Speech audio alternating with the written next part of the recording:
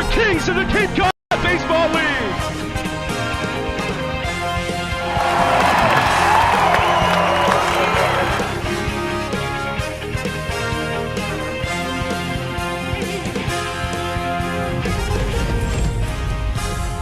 The Gatemen are back at Clem's Playing Field, ready to start a quick two-game homestand starting tonight against the Harwich Mariners and continuing and finishing tomorrow with the Orleans Sideline. Welcome home, everybody, alongside Aiden, Blanc, Jack Hunter with you here on the Gatemen Baseball Network. And Aiden, a tough loss yesterday over in the village of Kitsui, a final score of 3-2, but a lot of bright spots, including the pitching staff, which only conceded one earned run.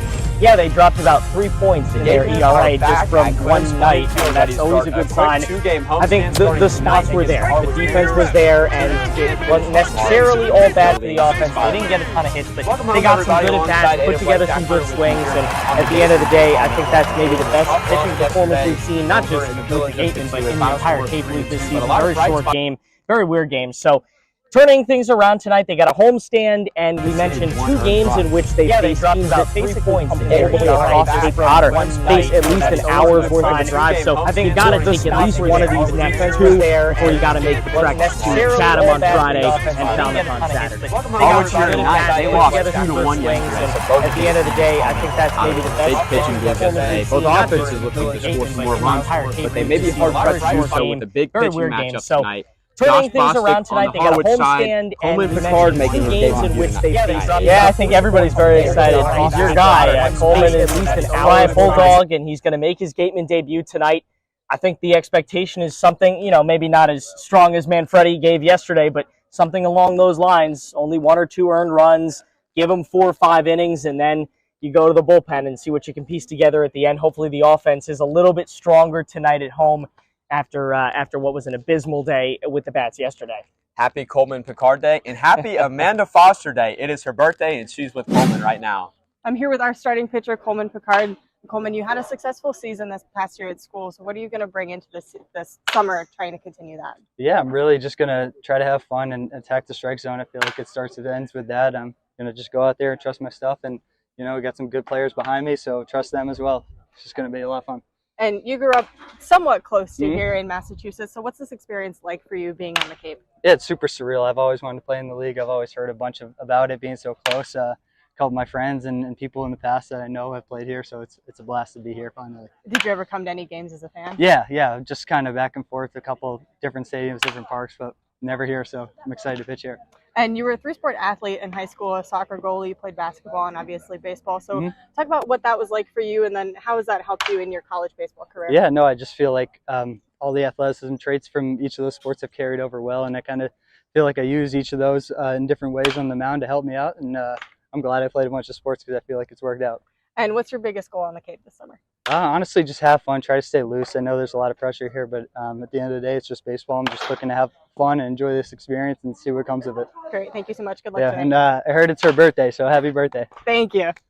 Cape Cod Central Railroad takes guests past marshes, cranberry bogs, dunes, and other places only accessible by rail. You can enjoy a daytime ride with narrated tales on the history of the canal and how cranberries are harvested. Or enjoy a relaxing weekday lunch or Sunday brunch. Maybe a sunset dinner train is just the ticket. Cape Train is conveniently located at the Buzzards Bay and Hyannis train stations in Cape Cod, Massachusetts, along the coast of New England. Come explore all the Cape Cod Central Railroad has to offer. T-Mobile is proud to sponsor the Cape Cod Baseball League. T-Mobile believes that when small towns thrive, America thrives. That's why they're investing billions to bring fast, reliable, and affordable wireless service beyond the big cities to small towns across America. There's never been a better time to join T-Mobile. Visit T-Mobile.com/acrossamerica to find out more. The Gatemen are proud to partner with Franklin Sports as the official batting gloves of the Cape Cod Baseball League. Throughout the summer, all Cape League teams are wearing their own custom team batting gloves courtesy of Franklin. From the Cape League to the big leagues, it's all hands on deck. Curry College is where you go to become anything you want. Curry prepares students to engage in successful careers with learning beyond the classroom. Explore undergraduate programs, NCAA Division III athletics, and continuing education and graduate studies, including fifth-year master's programs at curry.edu. We'd like to welcome our title sponsor of the 100-year anniversary, Baseball Cloud. This summer, Baseball Cloud's data and analytics tools are used across the league to enhance player development and your experience with live in-game and post-game data. Baseball Cloud is excited to inspire and excite the next generation of players and fans and bring the most accurate data and analytics to your organization. Learn more at baseballcloud.com. It's time to go around the league. All 10 teams back in action today. I'm personally looking at YD going to Falmouth today. Falmouth, ever since that high-scoring game opening day versus Wareham, has been involved in 2 pitchers' duels, including beating Harwich yesterday by a final score of 2-1. They've got a guy on the all-Cape name team today going Isaac Tiger, so I'm looking for Falmouth to have a big game against YD. Well, how about the good old rivalry, one of the 2 best? I think Bourne and Wareham, we have to say that's the best. That's in our contract. But Chatham and Orleans, always a fun time. They're meeting up at Eldridge Park. Orleans is going to win 2 in a row. Chatham has not won a game yet. They're looking to get 3 points to start their season. Again, always a good rivalry. Expect a huge crowd. The latest game on our slate tonight, 6:30, barring any weather circumstances. Kate Sullivan, the only Gateman to have an extra base hit yesterday, and he sits down with Amanda once again. Here with Kate Sullivan. Kate, in the last 3 games, you've had productive at-bats and you've been productive on the field. What's going into your game to allow you to play the way you are? Yeah, I mean, just coming out here, working hard every day, and we're just trying to get back in the win column tonight. So just the daily preparations got me there. And baseball requires a lot of chemistry between teammates, and you haven't really been here for that long with the guys. So what have you been able to do to develop that chemistry, or at least start? Yeah, I mean, summer ball is an interesting thing because, you know, you're with these guys for 1, 2, maybe even 3 months, and you make relationships that last a lifetime, but you don't even see a lot of them again. So it's a unique situation. And what's it been like for you being on the Cape so far? It's been awesome. This experience is once in a lifetime, and set up with the great things around me. It's really a great time. You mentioned team wanting obviously to get back in the win column tonight. What do you think you have to do to do that? We just got to play hard, stick to our plan, and take care of business. All right, great. Thank you so much. Thank you. Tom and Jean Yockey were passionate about baseball. Over 7 decades as owners of the Boston Red Sox, the Yockeys greatly invested in youth and amateur athletics. They recognize the important skills baseball can bring to players both on and off the field. The Yockey Foundation has been proud to support the Cape Cod Baseball League for more than 25 years. As a proud sponsor of the Cape Cod Baseball League, the Mass State Lottery is celebrating the games we love playing, from the baseball diamond to the many lottery games that help support all 351 cities and towns across the Commonwealth. So here's to 100 years of Cape Cod baseball and 100 more.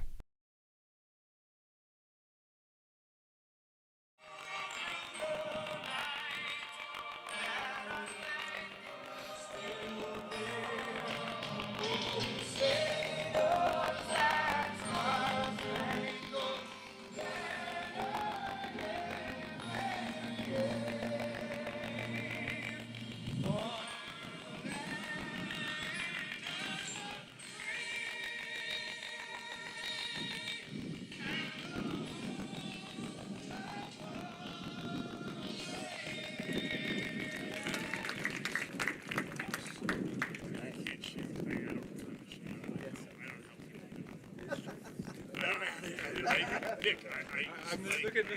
I got multiple. Yeah, we went swimming. I'm like, I don't need to shower. I swim in the pool. You know? That's right. I headed in there? I'm gonna grab my notebook. That's all I need. On a picturesque Tuesday evening from the town of Wareham. Welcome to Spillane Field. And we are all set for Wareham Gatemen baseball on the Gatemen Baseball Network. Tonight it is Wareham and the Harwich Mariners. First of 2 matchups between these teams in Wareham. First of 4 this season with Jack Hunter, Amanda Foster, I'm Aiden Blanc, and Jack. The Gatemen are making progress. The pitching, obviously, as we talked about in the pregame, improved by leaps and bounds last night. And now should be another defensive duel tonight. We're expecting some really good pitching from Coleman Picard and everybody on the Gatemen staff. Good to be with you, Aiden. When I showed up to the ballpark today, I saw an unusual amount of scouts. That's because we've got two pitchers on hand, both draft eligible, both guys that have next level potential. On the Gatemen side, we've got Coleman Picard. Coleman Picard to everybody. A guy that's got a good 4-pitch mix. He's got a fastball, devastating slider and curveball, and then a changeup he's going to try to work more into his arsenal. And then Josh Bostic on the other side, a JUCO guy that's committed to play at UT Arlington next year, but he is also draft eligible. Big fastball. We saw a low-scoring game yesterday between Wareham and Gatuit. Harwich played a very low-scoring game against Falmouth yesterday. Two offenses, though, trying to get back on track.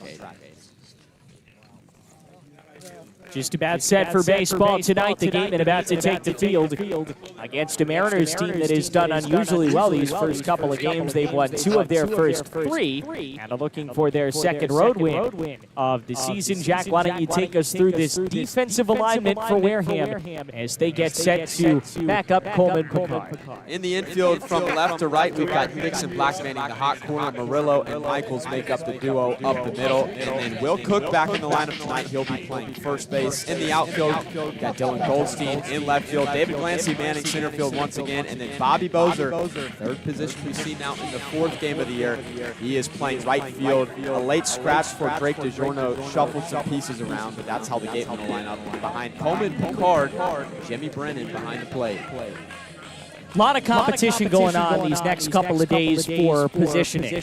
So you expect to see just about everybody that's on the roster right now should be getting in over the next 2 games.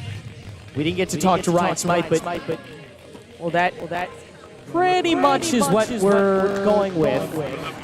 Is that we are going to see over the next 2 days just about everybody get a chance to earn their position. I think Smythe has been incredibly fair about, hey, if you can play well and you can hit the ball or pitch the ball, you're going to start.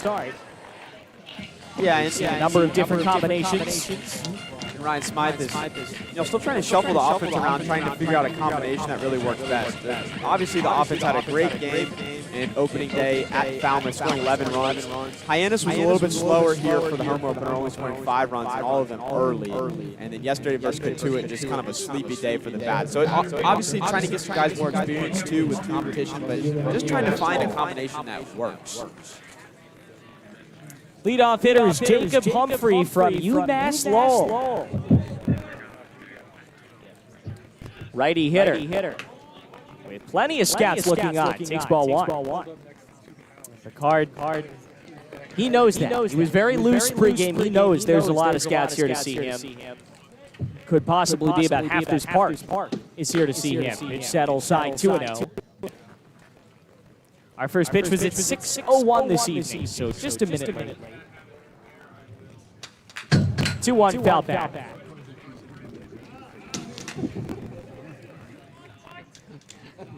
You may even be able to hear a couple of scouts on our crowd mic tonight. They are all over the place. We are at overflow. From the full wind, the Bryant righty.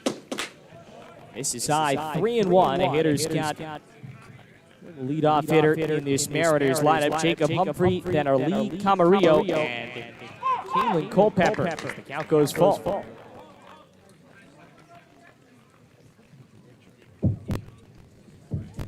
From the full wind, Humphrey back in the box, takes it low for ball 4. And an unusually long at bat to start the ball game for Picard. He walks the first man he faces, now gets a chance to rebound with Ali Camarillo from CSU Northridge. This is a really cool experience for Picard. If you joined us pregame, Amanda interviewed Coleman, and Coleman grew up in Auburn, Massachusetts, about 80 minutes from here. He goes to school at Bryant University, which is in Smithfield, Rhode Island, which is less than an hour from here. Very familiar with the Cape League, and he's got some family and friends in attendance tonight. From the stretch for the first time.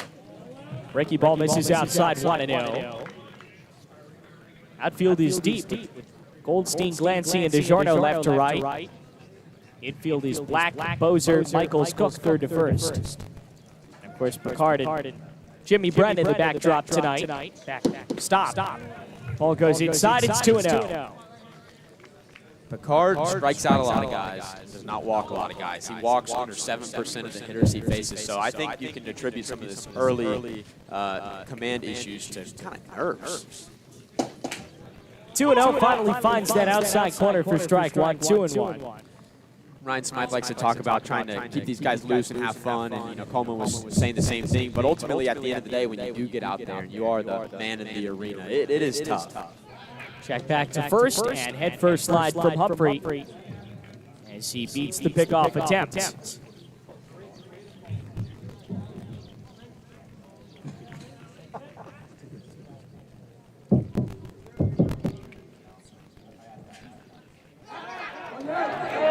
Ooh, they nearly got him. He slides in safely.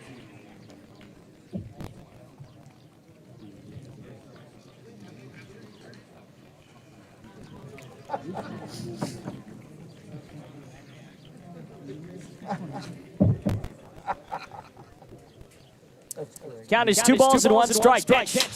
Little chopper over to short. Fielded by Bozer. Flips to second. One relay to first. Just a touch late. They had the right idea. Ball is going a little bit slower today on the infield, which was cut pregame, but Bozer did the right thing, flips to Michaels, gets the lead runner, but on a fielder's choice, Camarillo reaches safely.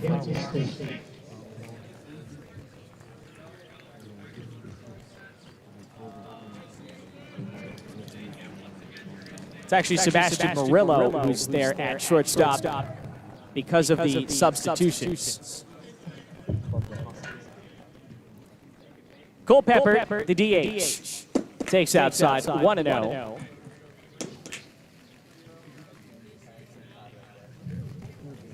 Caleb Culpepper, a Kansas State Wildcat.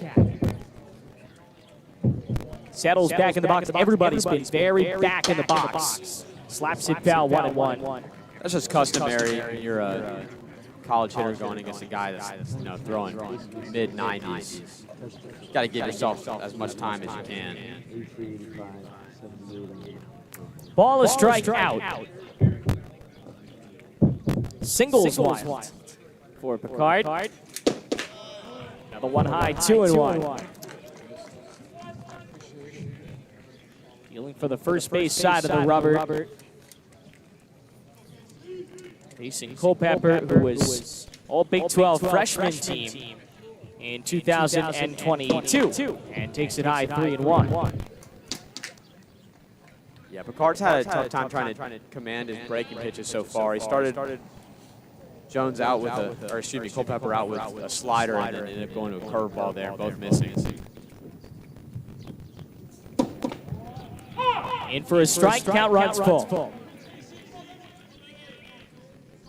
Culpepper was also all Big 12 honorable mention during his freshman campaign.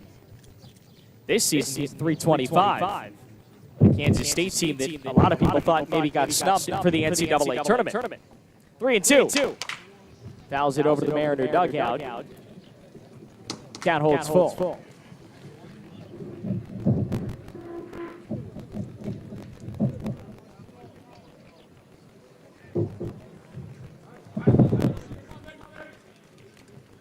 Three and two the count.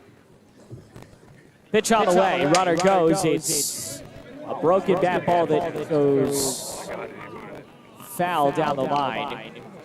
Not a lot of people know because there's only really 2 fields we've seen that have it, but the front of the baseline is basically the lip of the grass, so that was indeed a foul ball. Yeah, that's a weird, tricky spin on it. That ball was trying to get back towards fair territory.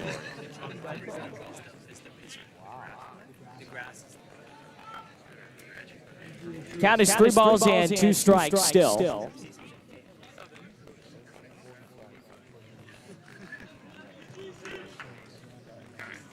I see it now. With a push mode. It's on the cut. Yeah, no, it's crazy. I can see it going. Taps another one, foul. Count remains full. Recognize we're having some audio difficulties right now, so please stay with us. Try to fix it as soon as we can.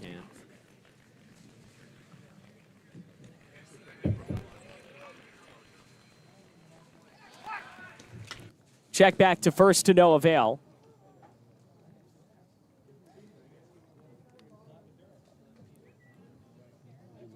Culpepper out of Memphis, Tennessee.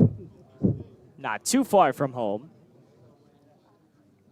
The righty swinger runner goes, pitch outside, throw down to second. Ball 4. I didn't hear any call. They called ball 4, so it didn't erase the play a second. So Camarillo steals.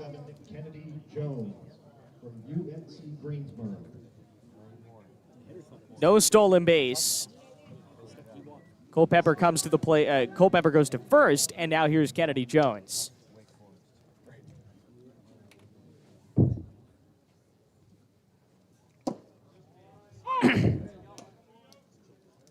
Low strike, 0-1.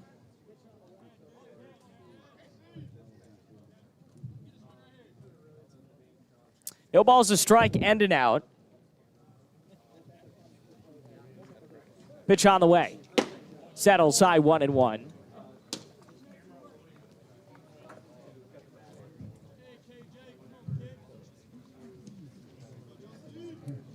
Picard up to 21 pitches here with only 1 out of the inning. It's clear he really doesn't have his sharp stuff right now, so he needs to just kind of hunker down and just try to get out of this inning.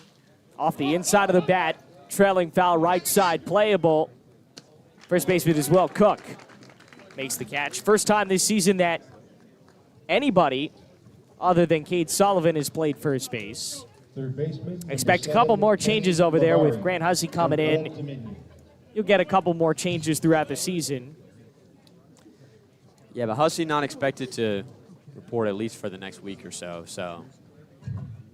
Yeah, he'll be one of those guys here on the 21st, it seems. Another batch of guys comes in on the off day on the 15th. Set for Picard. He's got 2 outs. Turns and throws. And he throws it into center field. There is no play at either base. And a mistake there allows 2 runners to get into scoring position.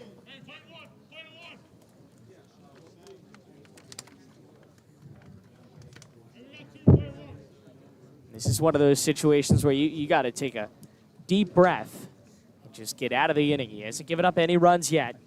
First pitch. Breaking ball lands in for a strike. I don't think Brennan knew where that ball was going. Well, I don't think he knew it was coming because he clearly got crossed up on that pitch. He was looking for a fastball and then had to go in defense mode. That was a big drop, too, on the curveball. It looks a lot bigger when the glove is not sitting still. Picard, a 4-pitch guy, he's got the fastball. He's got a kind of a tight bullet slider that he hasn't really been able to control so far. Got a big curveball that's been a pitch that he's used pretty regularly. The slider was something that he added last year. And he's got a changeup, especially against lefties, that he's trying to throw more. And Cave is good for trying to make some adjustments and try to mess around with your arsenal.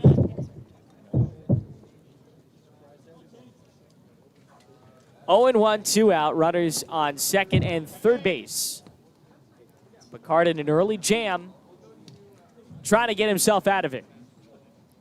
The pitch on the way. Swing and a miss. Oh, how dirty was that break? That's that tighter slider right there, I believe.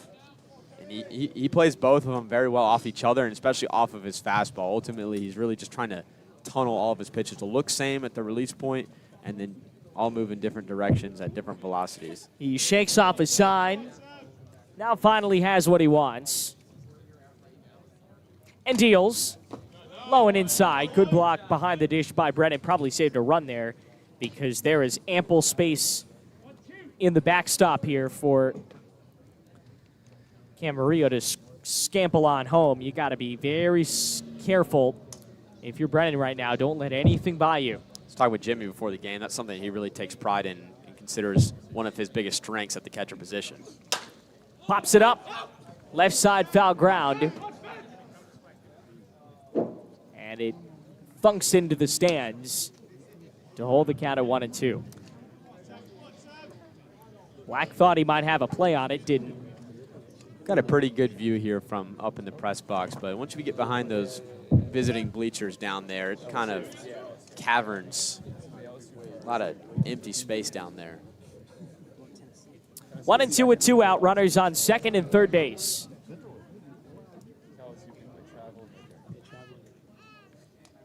Pitch on the way. Chopped up the middle. Murillo at short. Murillo makes the play. Over to first, 6-3 put out. And the inning comes to an end with no runs on no hits and no errors, with 2 runners left on base. The Wareham Through half an inning here in Wareham. Gatemen come to the plate next. Cranberry grower and the largest private property.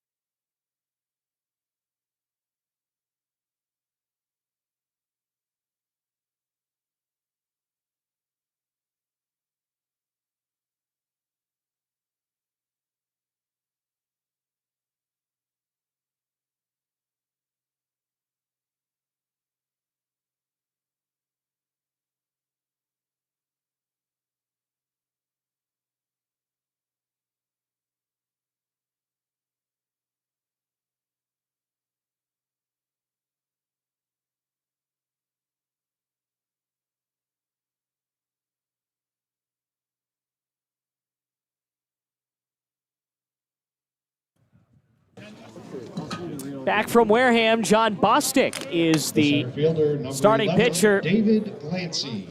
And David Glancy is the leadoff hitter from St. John's. Back on the Gatemen Baseball Network, Amanda Foster in just a moment. With Jack Hunter, I'm Aiden Blanc. Glancy takes a hard cut, fouls it into the glove of tonight's starting catcher for Harwich, and that is Brian Aaron.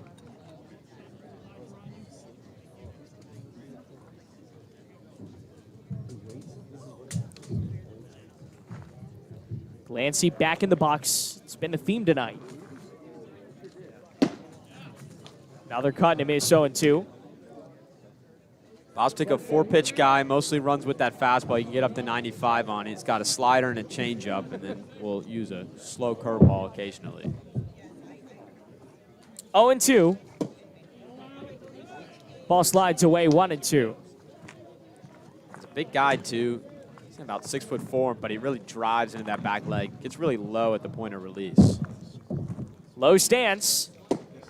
Swing and a miss for strike 3. 3 swinging strikes for David Glancy, and he's retired to start the first inning. Let's look at the slider right there. It's really got a great lateral break to it. A lot of sweep, kind of cutter-esque, and Glancy kind of an uncompetitive at bat there. Got to give a lot of credit to Bostic.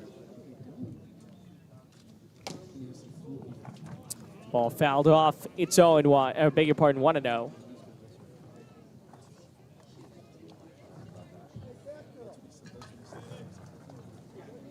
Bosier, the hitter, still looking for his first Cape League hit. Has struggled in his first couple of games. We mentioned this is the second or third position that we've seen him at. Called strike, it's 1-1. Thank you.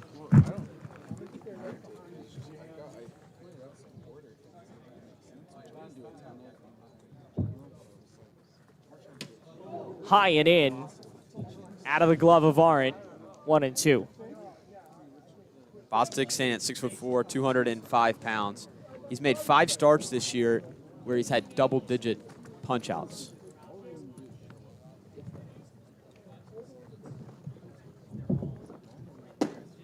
He spits on the 1-2.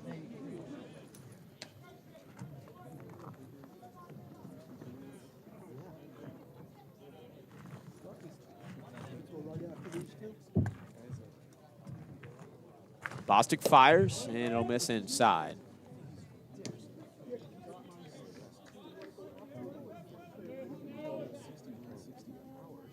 So the count is 3 balls and 2 strikes, 1 out. Bases are empty. Pitch on the way. Swing and a miss, and Bozer down on strikes. So a pair of strikeouts from the hard-throwing Bostic to start the game.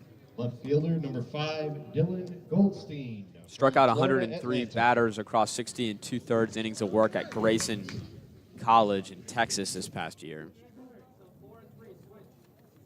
A big turnaround from year 1 to year 2 of his JUCO experience. Takes the ball. No, takes a low strike. It's 0-1. This is Goldstein.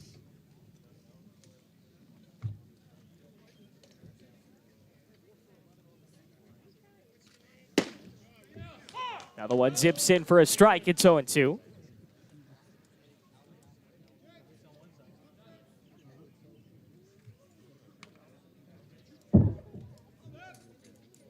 Kate Sullivan waits on deck. 0-2 is popped up left side. Playable. Caught for a 1-2-3, top of the first. No runs, no hits, no errors, nobody left on base. And an inning is in the books. Harwich nothing, Wareham nothing on the Gatemen Baseball Network.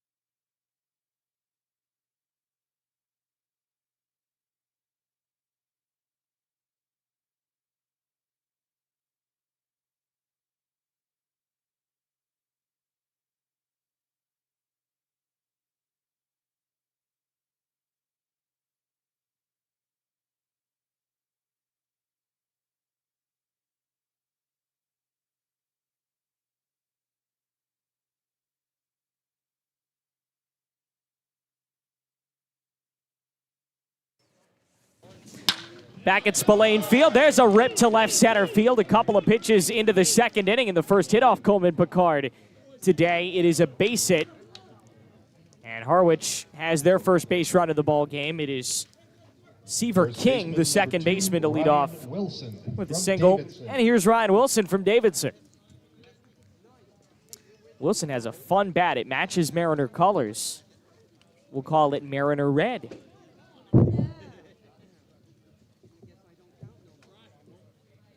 First offering as he stands back in the box. Here's a curveball that pops in, pops out of the glove of Brennan. He goes to get it, but it's too late. King has advanced. Yeah, you can tell that Picard and Brennan are still trying to get on the same page. We saw Brennan get crossed up last inning, and obviously for any catcher, it's going to be a difficult task trying to catch a pitcher live for the first time, even if you've caught a few bullpens with them in days prior. Pitch on the way. Sails outside. Shadows have now engulfed about half the batter's circle there. Cuts diagonally through. Runner on second base is King. Wilson trying to bring him in. Stands back. High stance. And rips it foul to the backstop, 2-1. Aiden, we were looking down kind of in this well under us in between innings to try to figure out the situation with our crowd microphones, and there's like 10 scouts down there.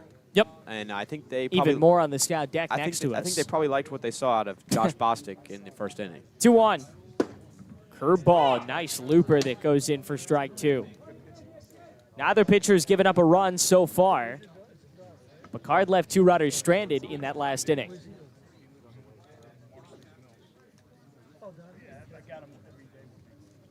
2-2 en route.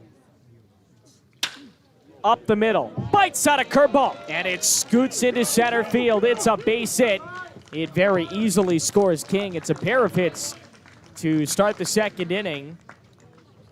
And Harwich has themselves the first run of the ball game. Tried to go back to that spiked curveball right there. That's something that he changed coming into this year when he debuted as a starter for the first time, otherwise known as a knuckle curve, kind of digging your fingernail into the baseball. And he just left it 2 up. That's been consistent so far in his start between the slider and the curveball. He's been leaving it hanging.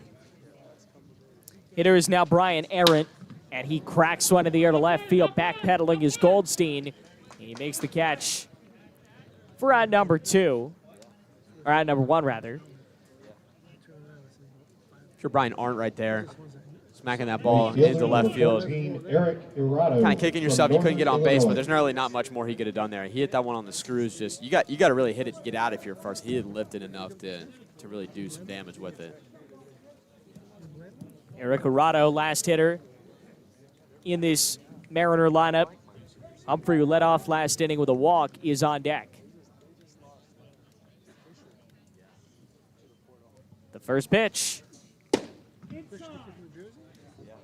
As our home plate umpire exclaimed, it's inside, ball 1. Arado out of Northern Illinois. The Huskies, right? I believe that is the case. Another one low and inside, 2-0. Arado is the Bobby Bozer, per se, of the Harwich Mariners. Since he started his college career, in 2021, he's played every position for Northern Illinois except for catcher. 2-0 the count. Here's the pitch. Off speed, got it over the plate, 2-1. And he's Mr. Consistent last year, or this past season, playing all 53 games. Picard shakes off a couple of signs. Now has the one he wants. Chest high set. Snap throw back to first. And they got him. Picard picks him off. Wilson gets caught napping at first base on a very close play. Cook slaps the tag. And the Mariners run into a second out in the inning there. Very different situation now for Arado, who taps one foul and is suddenly a strike away from ending this inning. Yeah, hopefully Coleman Picard can breathe a little bit. Obviously, like we've said, he doesn't really have his A stuff so far, but if he can get out of this inning unscathed with only 1 run given up through 2 innings, I think he should be pretty happy taking himself off the mound after the second. Full wind. Tapped off the plate foul.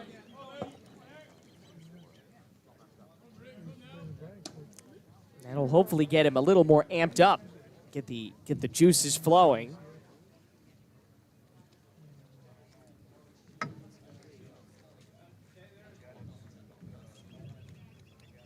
Deuces Wilds. On the ground, shuffling over is Michaels. And makes the play to first. 4-3 to end the second inning with 1 run on 2 hits, no errors, and 1 runner, no runners left on base. Inning and a half done, and the Mariners have struck first. 1-0 Harwich on the Gatemen Baseball Network.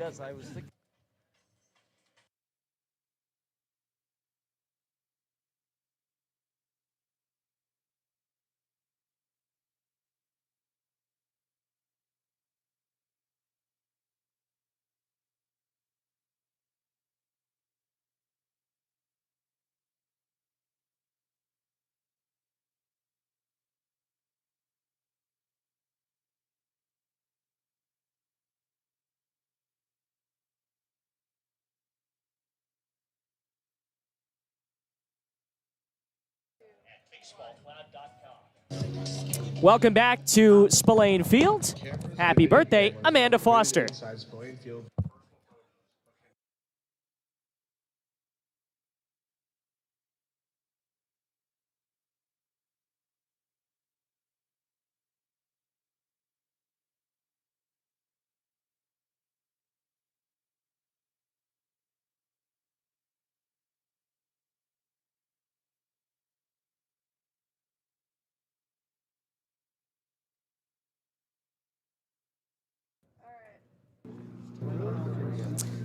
Thanks so much, Amanda. Happy birthday. She is 21. Always a fun birthday, and especially fun when you get to celebrate it with the Cape Cod Baseball League. All right, Aiden, we just got you to go now. Kate Sullivan leads off. Takes a strike. We do have a game on my birthday, July 19th. We are at Brewster. What a great birthday That present. is the second of the 2 Brewster games. Always, going to be fun for Ryan Smythe. Swings and misses 0-2. The first of those games will be on Monday. We head to White House Field. No, White House Field is Harwich. We'll head to Stony Brook Field. Drop third strike. Sullivan hustles down but cannot beat the throw. And that is 3 of 4 that have struck out to begin this ball game. Well, First baseman, number 45, I'll tell you, the scouts may have been here to watch whoever, but Bostic has certainly become the center of attention. This is a very strong start from him. He's not really doing anything too special except for just executing his pitches at a very high level. Good fastball, good slider. He's been working off both of them. Will Cook, strike 1. And it helps when you can get ahead in almost every count you're in.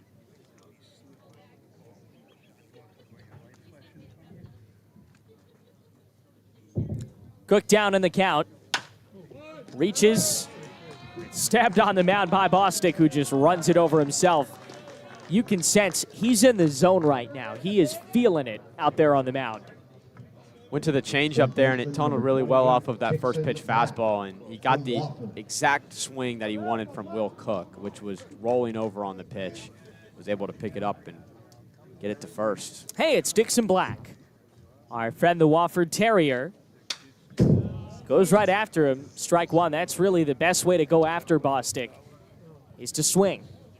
And swing hard and hope that you put bat on ball.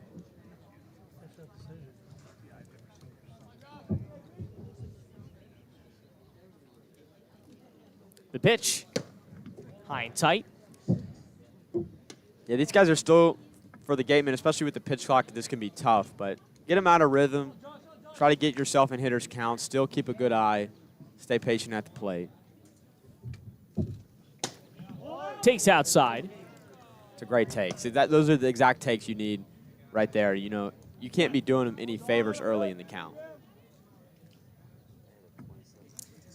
Black, the third baseman, in a 2-1 count, trying to avoid 6 up and 6 down for the Gatemen to start this game. Remember, only 3-4 batters yesterday for the Gatemen were not retired. The count goes 2-2 now. So a good offensive day is a must for this team. Even count, reaches, skies it high right side, foul territory, dropping quickly, caught by the second baseman. Out there, that's Seaver King, and he puts it away to end the inning. It's an F4, and the second inning comes to a conclusion. 1-0 Harwich on the Gatemen Baseball Network.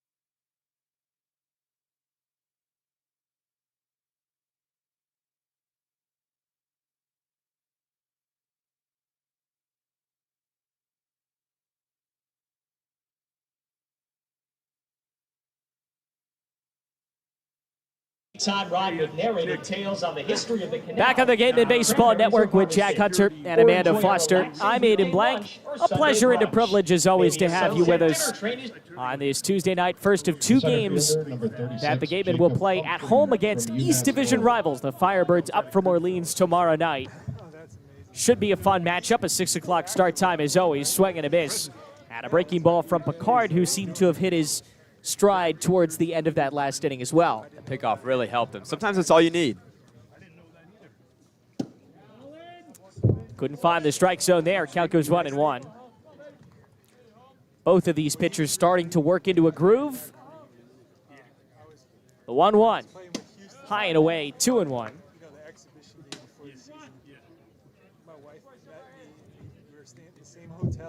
We had mentioned a Gatemen's pitching staff that got rocked. They came into yesterday's game with a 10.5 ERA. It's now just above 7.6. 2-2 is inside 3-2.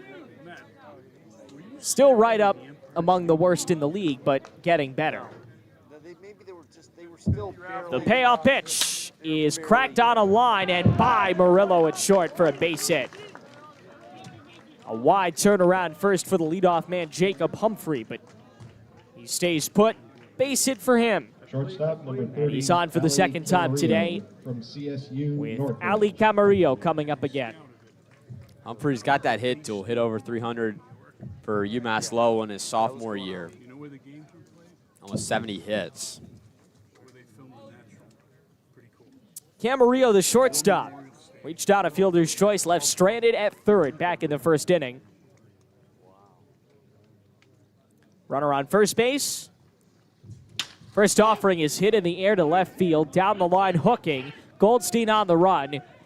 Goldstein makes the play, 1 down. Another one of those balls towards the left field line that we kind of lost. But Goldstein didn't. And now here's Kalen Culpepper from Kansas State. You got to look out for Humphrey on first base. Has the American East Conference record. Single season, 46 stolen bases.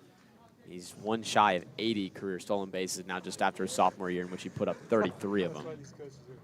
Big test for Brennan behind the plate. Pitch en route. Checked his swing. Throw down. Not in time. I thought the throw beat him. It did. It just couldn't. Michaels couldn't collect the short hop. I thought it was a pretty good throw, good transfer from Brennan. It's just one of those tricky plays that you can't really put the fault on the infielder for, but it's one that Michaels would have liked to have. You just got to get the short hop and slap the tag. It's a very difficult play to make. Culpepper, a walk already to his name. Back in the righty's batter's box. Pitch on the way. Ooh, that's a hard line drive. Stopped at third. They almost doubled him up, but Michaels couldn't react in time to double him up. But wow, how about Dixon Black playing the hot corner there at third base? Catching out number 2. Left fielder, number I think Culpepper got that one a little bit off the end of his bat. If he had barreled that, I don't know if Black would have been able to react. But that's now 2 straight balls, 2 straight Mariner hits where they haven't really barreled a ball up. So on the Gateman side, you're hoping that Picard has started to figure the spin out a little bit.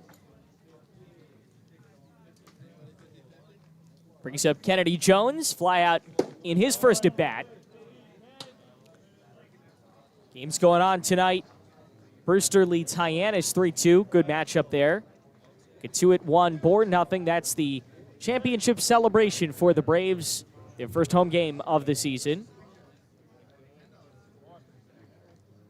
High set for Picard, brings it home.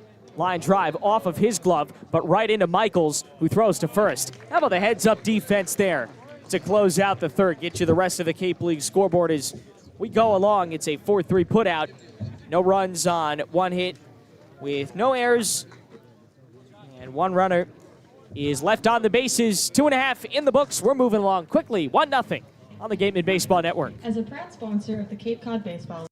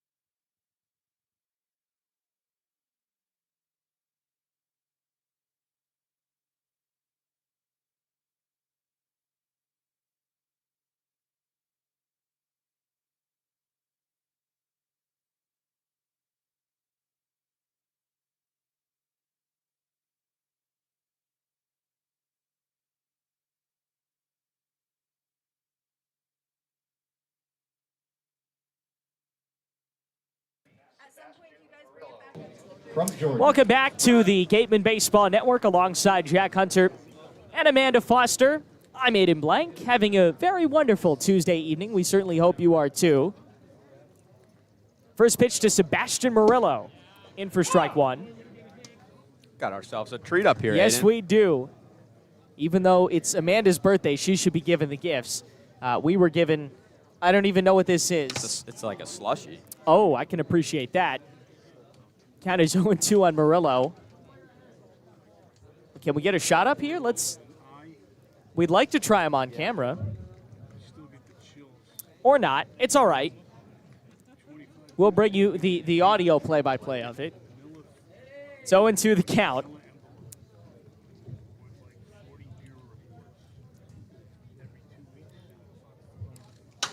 Oh, 2 is a hard foul away. I'm thinking mine is some kind of, it's red, but grape maybe? I don't know. I think I got some blue raspberry. Wish we could show this. It's very good. The 0-2 check to swing. It goes low. Well, it's very good. I don't know if that's our host dad Mike down there, or I think he's out in left field doing the concessions out in left. But whatever it is, cheers. Cheers, partner. The count is 1-2 on Murillo. Check that, 2-2 on the Georgia Bulldog, who's certainly come into his own on the Cape. None of us really knew what to expect from him. He was a late addition. Little chopper, right side of the field. Terrific cover from Bostic. I'll tell you, he has pitched very well, but he's also fielded his position. You gotta love the PFP. Yeah, no, these scouts in, the Harwich coaching staff are not just looking at how well he can pitch the ball. They're looking at other things like how does he carry himself on the mound and how can he field his position. And right there, even though his hat fell off, which has been doing a good amount, instead of the natural reaction to pick it up, he darted to first base and beat Murillo there. 7 up, 7 down. 7 up, 7 down. Murillo's gone to start the inning. High and inside to his next opponent.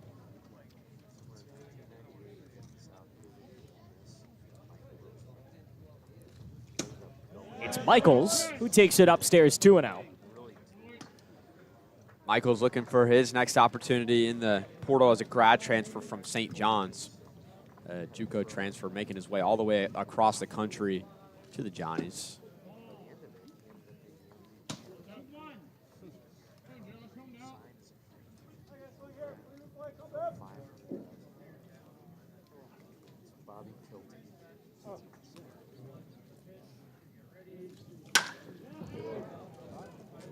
High fly ball, left field and deep, has a shot, and it's gone! Kevin Michaels, the first Spillane home run of the season, and the Gatemen knotted up at 1 apiece. You know who else is on that team, Mac? Well, when you've got Bostic throwing as hard as he is, you got to hit the ball equally as hard, and he did. Just launches one into the left field grandstand and gets Spillane popping a little bit on this Tuesday night. We're tied 1-1. There are very little cheap home runs here at Spillane Covey. You got to get it out of here. And boy, he lifted it and drove it. Ball is low. Jimmy Brennan, the 9-hitter, trying to match Michael's energy. That's going to be very hard. It's 1-1. Again, with Bostic throwing as hard, if you can get it on the bat, it's going to be a hard hit ball, but the question is where. 1-1. Pops it up off the inside of the bat. Skied foul 1-2. And this will be interesting for Bostic. How does he respond to adversity? That's going to be another thing that everybody here is looking at is, all right, just gave up a home run. Can he get back on the mound? Can he continue rolling? For Michaels, he had 162 plate appearances, 137 at-bats this past year, 1 home run at St. John's. Already matched that here in the 4th game of the year. 1-2 skips in front of the plate. You know what it was? It was the slushies. It was the good luck slushies. There we go. It's his only 2nd game, too, here for the Gatemen as well. Exactly. The minute we started drinking those slushies, good things start happening. The 2-2 is low, 3-2. I think they find us funny downstairs. I guess so. I stretched out a little this offseason. I'm going to decide to It's 3 balls and 2 strikes. Again, there's usually nobody ever down there where we put our crowd mics. There is a sea of scouts here tonight, and they've seen a pretty good ball game so far. Each pitcher has pretty much made 1 or 2 mistakes. How about a walk from Bostic, who is now starting to slip a little. Retired his first 7 batters without skipping a beat, but David Blanc from St. John. Now we go back to the top of the order, second time around the lineup with a runner on. Jimmy Brennan from Post University, second team all-conference guy, got a great hit tool, and he's got a great eye, and he showed it off there. That's a tough pitch to lay off in a 3-2 count. And for Jimmy making his first start tonight for Wareham, you know, obviously going to the plate, behind the plate, maybe trying to do too much. Right there, that's the type of take right there. You know he's not trying to do too much. He's trying to stay within himself. I figured out what flavor I've got. I think it's cherry. It would make sense with the color. Good start to the summer. We have not had a ton of, and knock on wood, we have not had a ton of crazy hot days. Now what's coming? 2-0 on Glancy. Low and away. They fake the back pick to first. It's been, you know, pretty cool temperatures. We'll see what tomorrow brings, and then Thursday, and then Friday. Friday night baseball in Chatham. All the way across the Cape we got to go. We get to go. The 3-0. Lands in the zone, 3-1. That is a 7 o'clock start time. They are the only team that does a 7 o'clock start. So an hour or a half an hour maybe later than just about every other game. They throw back to first, and it goes away. It doesn't advance the runner, but it gets away from the first baseman. 3-1's the count. This is what the Gatemen have done effectively. Bostic looked like Nolan Ryan the first 2 innings, but you got to keep the plan. You got to stick the plan. You got to continue taking pitches and just continue working at bats, and they've done that here in the third. Cracked up the middle, takes a weird hop. They got to go to first, and they do. Boy, was that some solid defense at first base. And the throw from the shortstop, Camarillo. Well, it hit off the pitcher's hand. I think that's why it deflected like that to the shortstop, Camarillo, and a great job by him to make the play and get Glancy by half step. Sometimes if you're Bostic as a pitcher, you got to recognize when you don't have a good chance to field the ball, and you got to let it go to your fielders. I mean, we had a 1-4-3 earlier. That's a 1-6-3.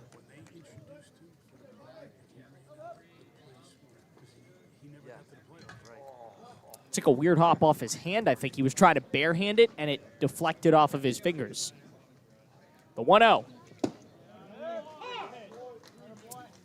This is Bobby Bozer from South Florida. Would be a great time for his first Cape League hit, bring in a run, give the Gatemen their first lead of the night.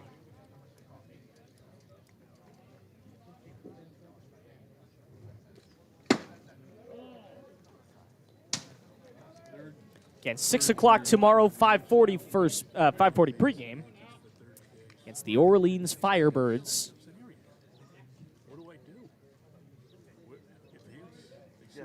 Birds team that's going for their second win of the season tonight against the Anglers of Chatham, 2-2.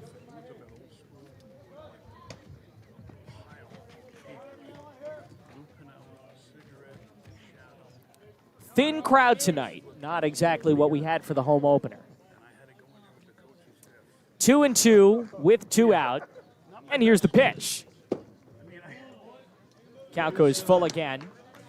We've talked about the need for Bozer to get more patient, and these first 2 at-bats, yes, he did strike out in the first one, but he is getting more patient. He's working a couple of full counts, getting deep into the counts. That can only lead to good things.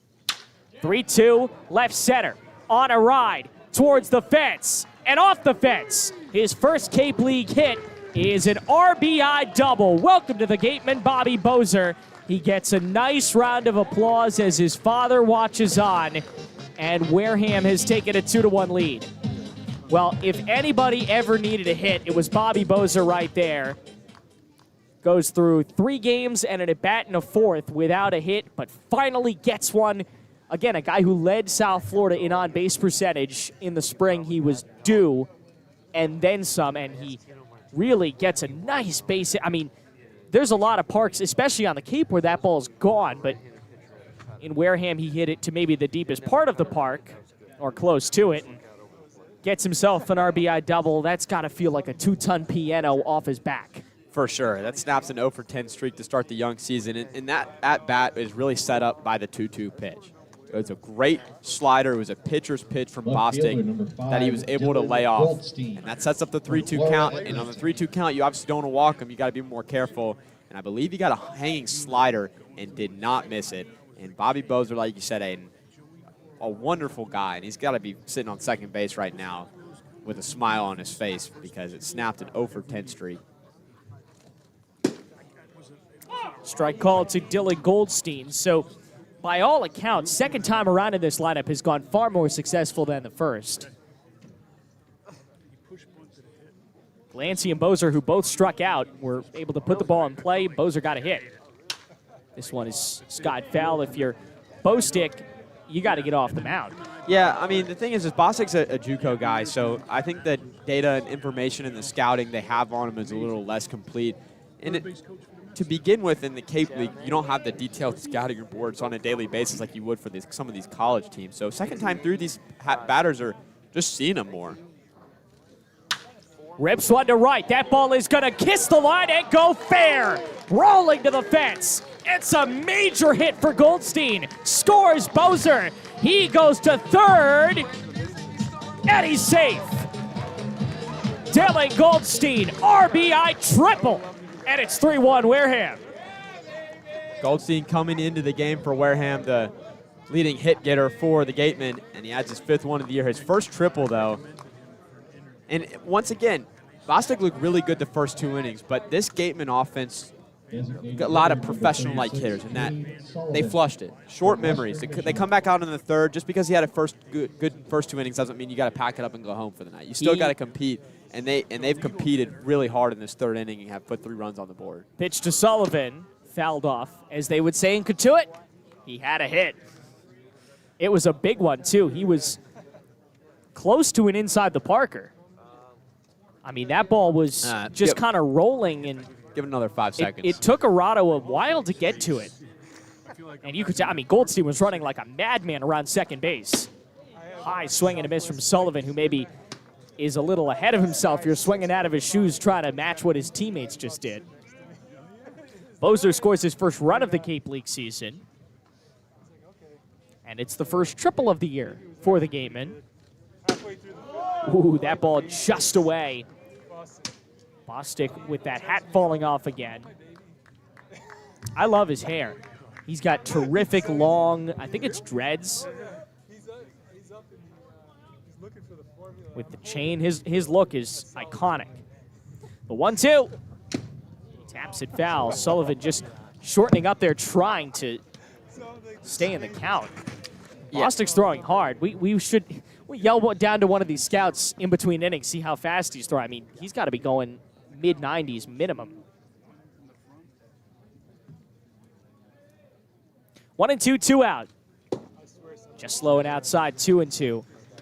They've really gotten to Bostic here. Some more big league takes. Once again, we saw from Bozer, saw from Goldstein, here from Sullivan, getting behind in the count, but digging their way back in. And you got to take close pitches to get in good counts, and you got to get in good counts to have consistent offensive success. Runner on third, swing and a miss. Sullivan was fooled there by what looked to be a changeup for strike 3, and he's down for the second time. But hey, the Gatemen finally have some hits. They finally have 3 runs. Come on 3 hits in the inning with no errors and 1 runner left on base. 3 in the books, and Wareham has the lead for the first time. It's 3-1 Gatemen on the Gatemen Baseball Network. Including residential.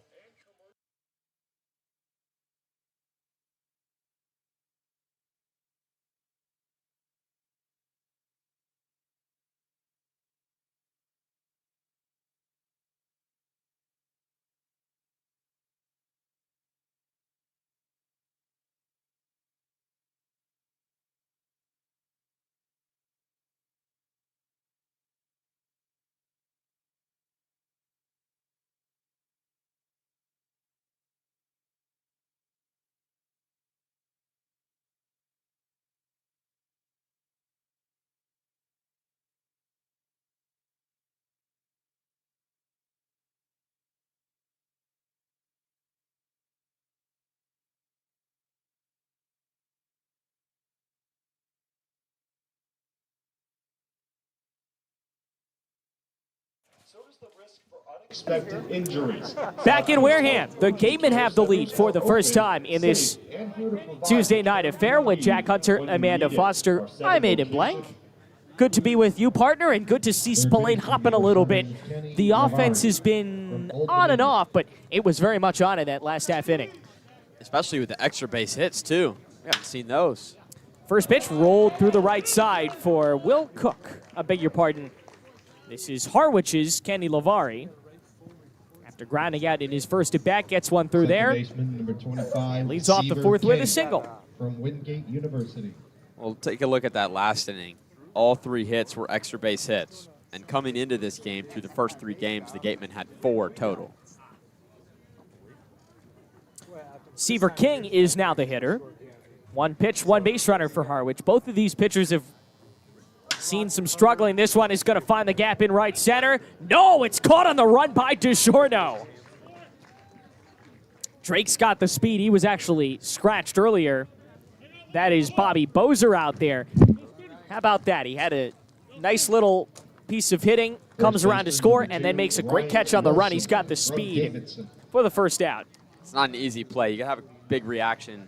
He made it look kind of easy. That's because his reaction was so great. He was there. He kind of beat the baseball there, and that's Bozer. Was an infielder up until this year at South Florida. They needed him to move to the outfield. He didn't even play right field. He played center field. Next hitter is Ryan Wilson. He cracks one on the ground. Oh, a great catch by Murillo at short. Well, the Gatemen are putting on a highlight reel kind of game. Bozer catches it on the run. Murillo catches it on the run. That was a good piece of hitting, too. Those were both really solid hits. Yeah, it just couldn't get down because 2 terrific defenders made plays. You got Seaver King, first-team D2 All-American. Ryan Wilson, A-10 Player of the Year this year. You've got 2 really solid hitters. Putting some good wood on the ball, but you got 7 fielders behind you for a reason. I know Ryan very well, former Bristol Blue. Called strike in the outer third. How well? Like you best friends? No. I'm just pulling your leg.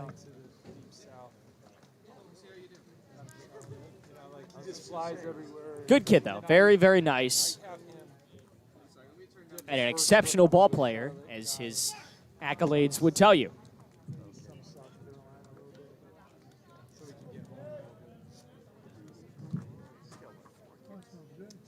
Mm-hmm. 0-1. Runner on and 2 out. Very easily could be at least 1 run in right now. Mariners have run into some bad luck.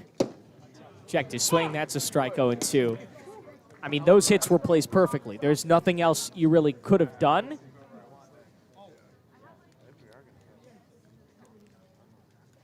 Looks like a quick conference. Yeah, let's see if Coleman can hunker down on the other side of this. I think they may be trying to break up his rhythm. But what's gotten lost in the Gatemen offense and some good defense is about Picard giving the Gatemen some length. He had about a 25-pitch first inning and able to come back onto the mound and compose himself, get a pickoff to end the second inning. Well, get through the third. Coleman is right now wearing about the biggest smile you could possibly have, and that's always a good thing to see. It's 0-2, 2 out. He's a strike away from ending this thing.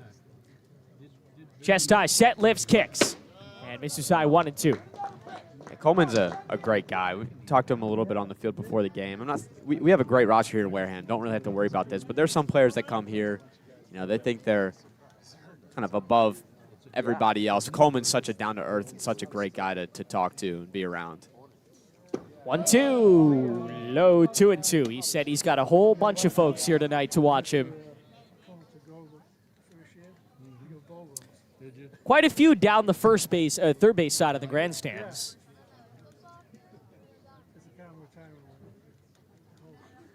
Even count, 2 out. Off the end of the bat. Is this going to stay fair? No, it won't. It goes foul. Thanks to our great crew at Wareham Community Television, again, with us for all 22 home games this season. Hanging with us as we bring you Wareham Gatemen baseball. They'll be with us tomorrow night for Wareham and Orleans. First off day of the season is on Thursday. if anybody has suggestions as to what Jack and I should do on that off day, well, let us know. We don't really know the town yet. Hard crack to third, gets through the 5-6 hole. And 2 runners reach with a pair of outs in the 4th. But yeah, we are still very much in need of something to do on Thursday. I don't know what the weather forecast is, but if you have suggestions, let us know. Been doing my homework for the Chatham game on Friday. Okay. We will also likely be going to explore Chatham a little bit before the game on Friday, depending on how early we get there. And then we're back at Falmouth on Saturday. A lot of games against the Doors early. Low strike.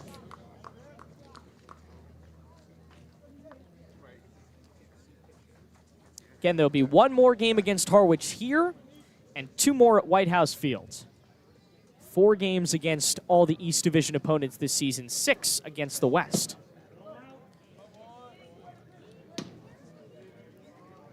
It's the changeup right there. Picard did not throw it really at all for Bryant this year. A lot of their coaches really love him to spin the ball. But that's something that a pitch he's going to need to develop, especially against these left-handed hitters, something that can break away from those bats a little bit. 1-1. Right side. Can of corn over at second base. And the top of the 4th comes to a conclusion with a 4-3 putout. No runs on 2 hits, no errors, and a pair of runners are left on base. Coleman Picard starting to shove as we move along on this Tuesday night. Gatemen on top. A score of 3-1 on the Gatemen Baseball Network. Takes place Monday.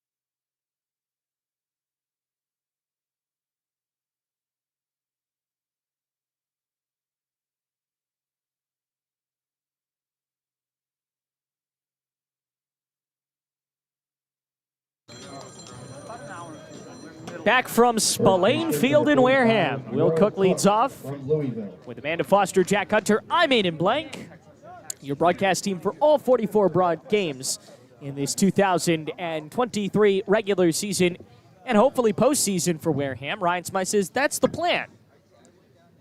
Play a little postseason baseball. Got to win some games first.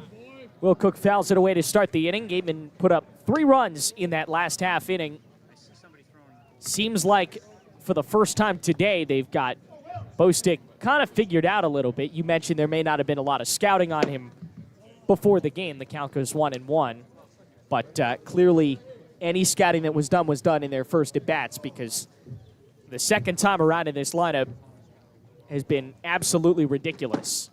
Ball goes low, 2-1. Baseball's a game of adjustments. You know, I was talking to Bobby yesterday. I said, Bobby, you going to try to change anything? Just keep to your approach. He says, no, I'm always changing things. It's a game of adjustments. You always got to adjust. And the Gatemen, that's exactly what they've done from the first at-bat to the second at-bat. Falls off the mound there, 3-1. And for Bostick, I mean, you never want, and you talked about what the scouts are looking for. A lot of them are looking for someone who can rebound. right, who can take a home run and come back and, get a couple of guys out after that. Swing and a miss, now 3-2. So in many facets, what he does now is even more important than what he was doing when he was retiring 7 in a row. They want to see what he does when facing adversity. And a Gatemen lineup that has started to crank a little bit on him if he can settle himself down in the 1, maybe 2 innings he has left. 3 balls and 2 strikes. He sets at the belt. Wiggles that glove, now lifts and deals. It's high and away. Well, it's not been a great look. 3 of the last 4 batters have reached. Bozer, Goldstein, and now Cook. Yeah, I think it's just the adjustments by the Gatemen hitters. Obviously, Bostic's stuff has diminished a little bit. I mostly think it's his control. And the Gatemen hitters have not been helping him out. They have not been expanding the zone. The home plate umpire, Joe Gravina, also as well has kept a very consistent zone on both corners as well. And the Gatemen are working deep counts. They're getting good hitters counts and walking. First pitch high and tight to Dixon Black. Dixon has made a very good impression so far on both sides of the baseball. Since joining the Gatemen, puts a lot of weight on that back leg. And there's a curveball that he checked his swing on. It's in for a strike. Dixon, a guy that hit over 300 for Wofford this year, hit much higher for Monmouth the previous 2 years. He's got the hit tool there. It just kind of like Bobby, maybe a little bit of adjustment here to the Cape. Right center fields. Humphrey positions himself in the sun. Makes the catch. It's an F8.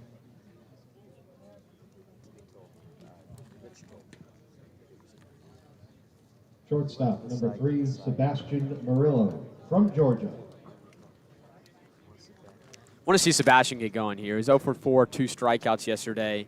And on the season, after a pretty solid opening day, it's kind of cooled down a little bit. Only 1 for 10 or 1 for 11 now after the first put out. Inside ball 1. And I was talking to Will Cook before the game, and he's saying for a lot of these guys that it's kind of an adjustment to the Cape, not just the pitching wise, but they take a few weeks off, 1-2 weeks before they get here, and it kind of ramp back up facing live pitching again. 2 balls and no strikes. Next game against Harwich will be on June 29th. The Gatemen will go to White House Field. 2-0, runner goes. It is a strike. The throw down is not in time. It goes into center field. Not enough for Cook to advance to third, but he does have himself a stolen base. Gatemen have stolen a lot of bases in this 2023 season. Yeah, well, and that's another. Brennan had a throw like this earlier. The throw is in time, and the fielder, the throw is just a little short, though. And the shortstop, Camarillo there, unable to corral it. And that's what Ryan Smythe really wants to do on the bases. They want to be aggressive. They showed it in Falmouth game 1. They hadn't had a lot of base runners versus Hyannis and Katuitt to show it off again. But get on base and try to take the next one. It's a called strike. No score between Yarmouth Dennis and Falmouth. Interdivisional matchup there. Everything else has stayed the same. Brewster still a 3-2 lead on Hyannis, and Katuitt still up 1-0 on the Braves. The 2-2. Now 3-2. And our great sideline reporter, Amanda Foster, after opening day, talked with David Glancy. David Glancy says that Ryan Smythe places a lot of emphasis on trying to find a way to get to the next bag, trying to force the issue, be aggressive, and being aggressive on the bases can lead to a lot of things, not just taking the extra base. He has walked Murillo. And that brings up Kevin Michaels. And, well, the last time that Michaels came to the plate, the ball exited into the left center field bleachers.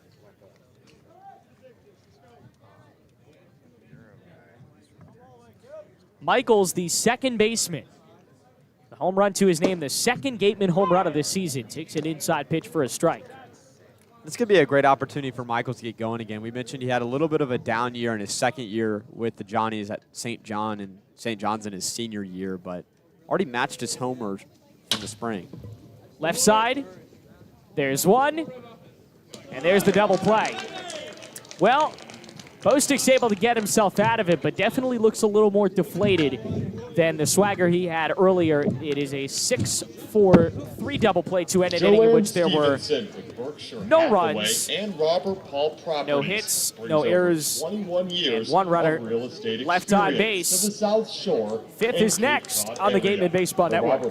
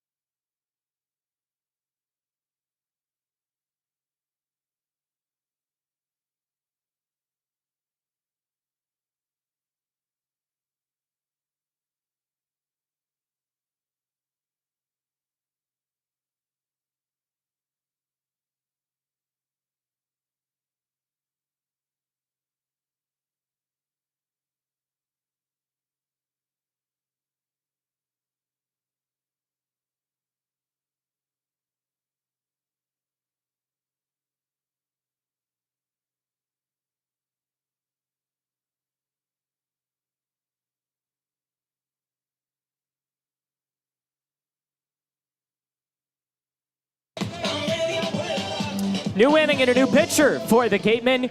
It's my birthday buddy, my Fairfield buddy, Jack Bowery, coming out to take over. Picard falls just an inning short of being eligible for a win, but exits with a very strong line. Bowery will face the top of the lineup, Humphrey, Camarillo, and Culpepper. So exactly 2 times through for Picard. The first pitch is ball 1 to Humphrey, who has reached twice, a walk and a single. Pitch on the way. Not the worst idea to take Picard out before he faces Humphrey again. Humphrey did some serious damage those first 2 at-bats. Yeah, Picard was, didn't have his A stuff all day, but the fact he was able to get through 4 innings was really impressive. 2-1 count. You look at his line, you could tell he did not have his A game. He gave up 5 hits in 4 innings. Did not strike out a guy. He struck out over a third of the batters he faced over the course of the year. But he was able to fight. And he left the game with a 2-run lead for his offense, and he gave them 4 solid innings and now gives way to Bowery. Bowery was a member of the academic all-academic team in the MAC in this season. 15 games, 7 starts for him for the Red Foxes of Marist. Hammers one to center field. And on the back pedal, Glancy makes a catch. He kind of kept going back there, but thankfully, that fence is really back there in center field. I believe it's 400 to dead center, so he had a lot of room to make the play.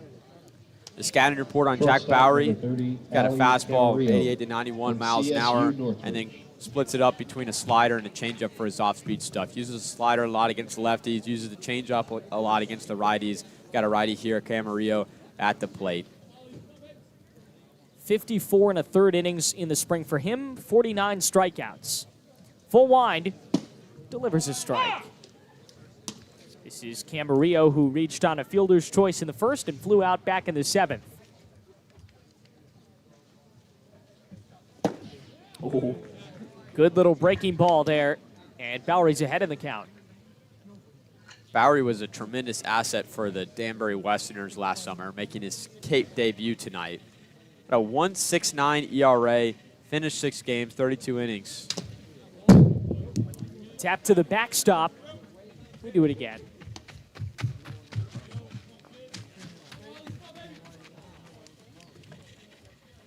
Shadows have engulfed, roughly 3/4 of the infield here. Most of the outfield still in direct sunlight. The count goes 1-2 on Camarillo.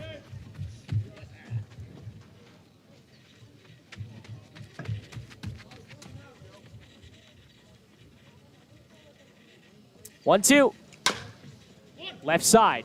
Chopper. Charged by Black. Excellent play from Dixon. 2 down.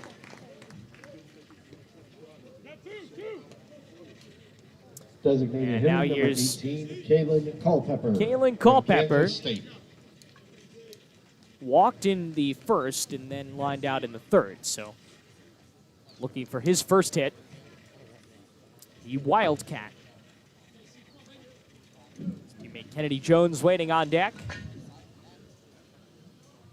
Glad you're here on a Tuesday night.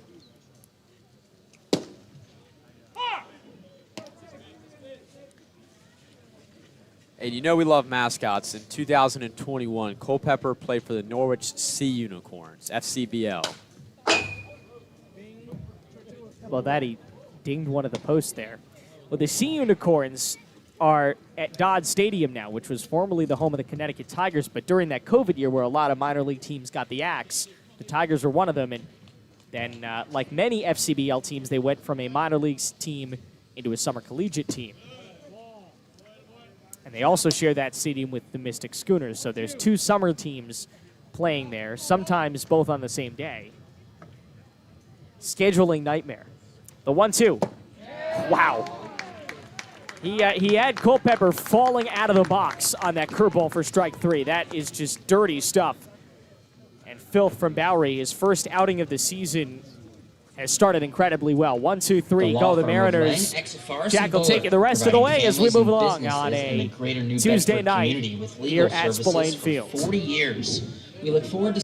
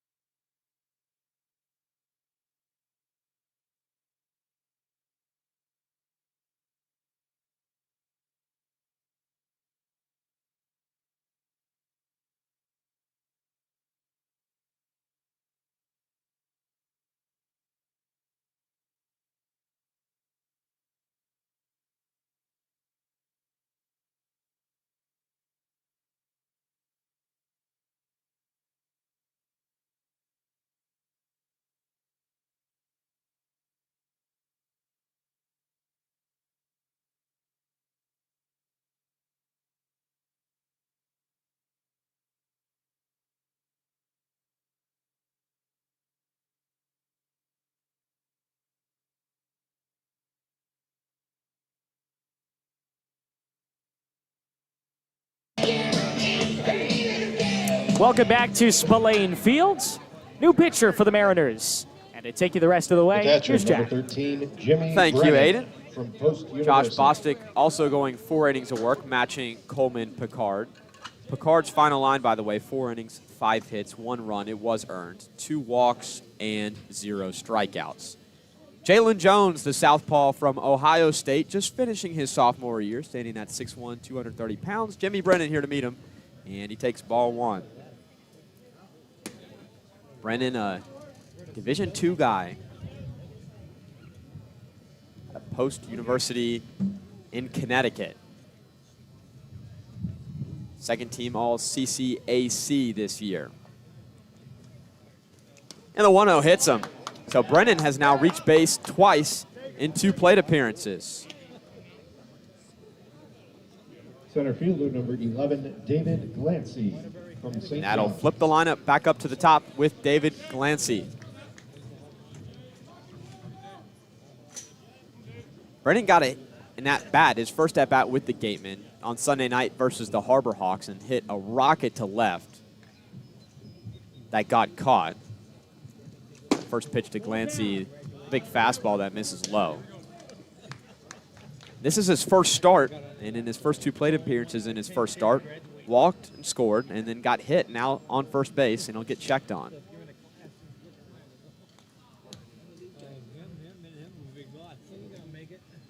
Jones, a two-pitch guy. He's got a fastball and a sweeping slider from the left side, working from the third base side of the rubber. Heads up. Some chin music at the plate. Glancy diving out of the way.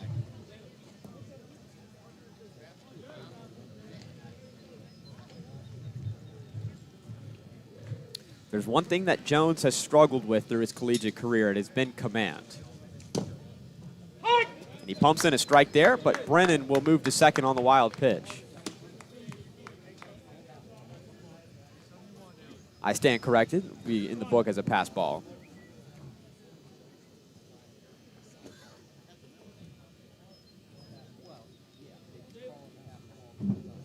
Tough break there for Brian Arndt behind the plate. But Brennan on second base in scoring position. That pitch just finds the inside corner to count even.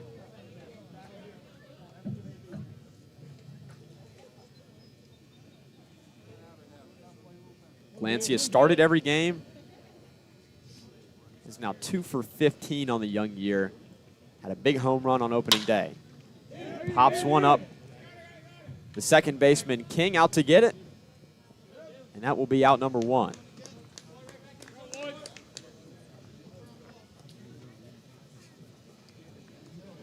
Right fielder, number 6, Bobby Boser from South Florida. This is a part of the lineup that did the most damage the last time. Boser and Goldstein really cranked it. Now facing a new pitcher. Let's see if Boser can keep that hit going, keep the hitting going. The first pitch. Fouled back. Anyway, continuing that thought about control issues for Jalen Jones. 22 walks in just over 23 innings of work this year. There was about 50% strikes.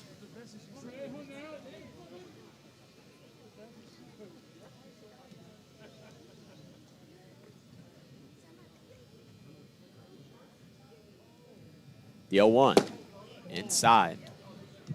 And I think my favorite note about Jalen, I don't know how many people can really say this. He has been a student enrolled at both the University of Michigan and Ohio State University. Probably a crime in both states. I mean, that's an interesting story to tell. I think who does he root for in the game? game? I'm guessing Ohio State. Yeah. He goes there now, but crime in both states, but maybe forgivable in Columbus now that he's pitching for him. that's going to Arizona and Arizona State. You don't do it. You pick one. Hopefully the right one. It happens. I mean, look, future Gateman Yoel Tejeda announcing he's transferring from Florida to Florida State. And That's true. These days with the transfer portal, nothing's off limits. He's behind 3-1, and he gets back with a fastball on the outer third. I would actually consider Miami-Florida State a little bit bigger rivalry than Florida versus Florida State, especially in baseball. But I could see the argument for the opposite. The payoff. High ball 4, and Bobby Boser has reached base for the second consecutive plate appearance. Mostly because Miami and Florida State play every year in everything. It's a conference matchup. So how about Bobby Boser? Starts the season 0 for 10, and in his last 2 plate appearances has shown some great plate discipline. Ripped a double that split the left center field gap in the third and walked. And now here's Goldstein to face the lefty. He gets a nice, sizable lead. Ryan Wilson lets him go very far out at first. Well, with Brennan on at second, Wilson is not holding him on at first. Boser swiped some bags for the Bulls this past year, but bound by the catcher Brennan at second. The 0-1. Goldstein thinks about it. The third base umpire who is positioned in front of the shortstop Camarillo, Timothy Rosso. Hey, a familiar face. He was behind the home plate with us at Lowell Park last night. Says no swing.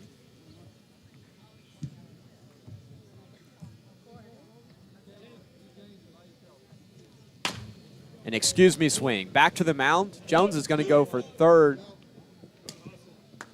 Gets the easy out and the lead runner. That'll go a 1-5 fielder's choice for the second out of the inning. Designated hitter, number 36, Cade Sullivan from Western Michigan. So still 2 runners on. This time 2 outs, and this time Cade Sullivan to the dish, looking to make contact for the first time today. 0 for 2 with 2 punch-outs, but he's got a new pitcher on the mound to face here right now with Jones. He takes a hearty hack and swings through strike 1.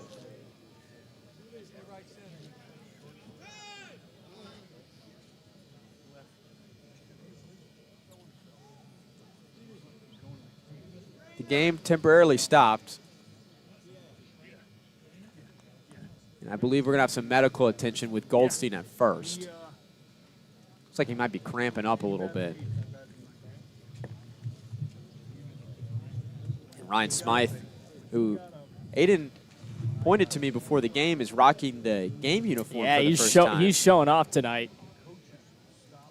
Got to change something out after 2 straight losses, and boy, it's sharp.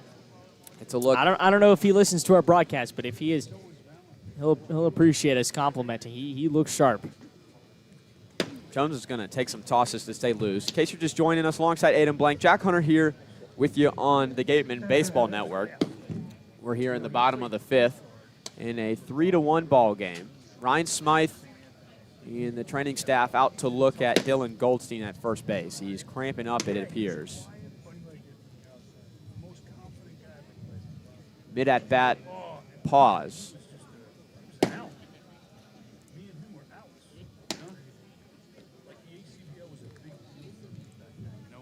Wareham has got 3 hits.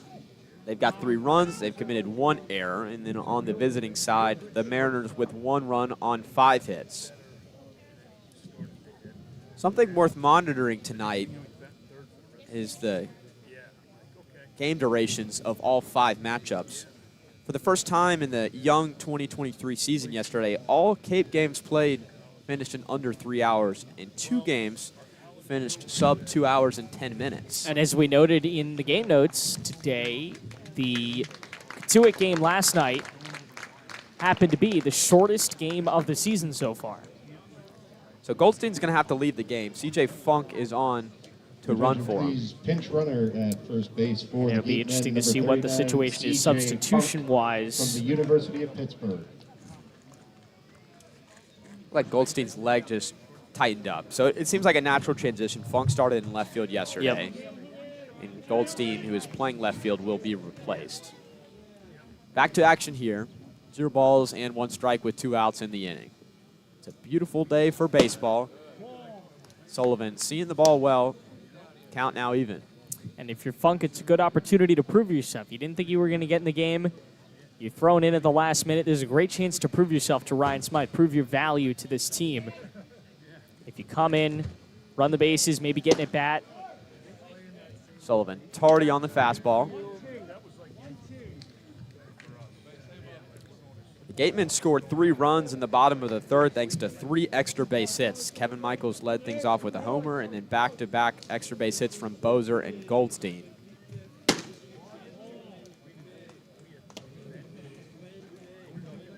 Gatemen, they're starting off slow. Went 3 up, 3 down twice in the first 2 frames. Have rebounded nicely. A nasty slider gets Sullivan swinging, and that will be the inning. 2 runners get left, no hits, no runs. We go now to the 6th with Wareham up 3-1 here on the Gatemen Baseball Network. Wareham House of Pizza.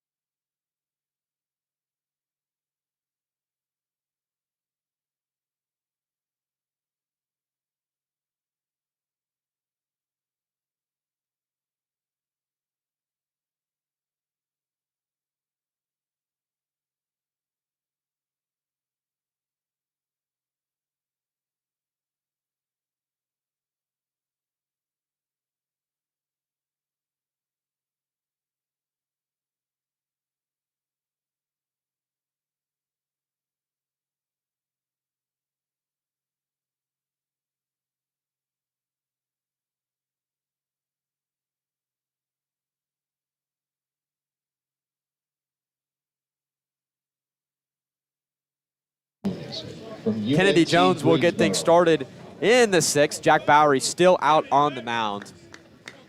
It's the Gatemen and the Mariners. Game 4 of the Young Cape Cod Baseball League season. A little interleague play here tonight. Jones will take strike 1. Harwich is at the top of the East Division standings. As Funk is going to stay in the game in left field, by the way. Need to give you that note. And the slider swung through by Jones. Jones, first team All-Southern Conference guy with the Spartans of UNC Greensboro, is now in the transfer portal after a really strong season, an undergraduate transfer, and he's going to go down swinging. A nice changeup from Bowery. 2 straight strikeouts for the Marist Red Fox. Third baseman, number 7, Kenny Lavari. And now Lavari to the plate. Bowery's dealing. Be interesting. I'm sure he'll get some starts over the summer. Jones is 0 for 3. But I'll be curious to see if Bowery becomes a starter or if they like him in this bullpen role, because he can be a long reliever if they need him to be. It just depends on what you have in the form of starting pitching.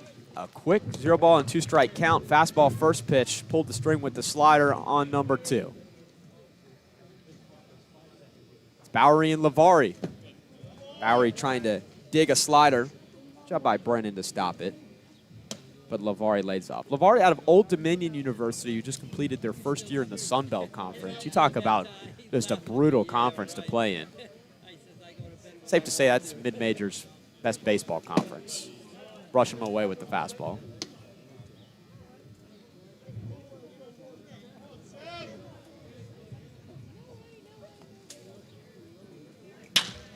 Chop to second. Michaels gets a nice hop, and that'll be this second out. So 5 up, 5 down for Jack Bowery. Bowery's a guy that is looking to bounce back from kind of a tough spring for Marist. We talked about his prowess with the Danbury Westerners in the NECBL last summer, pitching to a 1.69 ERA in 32 innings of work. Had an 8.78 ERA this past spring. Is going after Seaver King here. Kind of a cool matchup in the batter's box right now. Chop to second. And we'll continue that thought on the other side. So no runs, no hits, no run, and nobody left. No errors. And we head now to the bottom of the 6th inning. Wareham still holding on to the 3-1 advantage.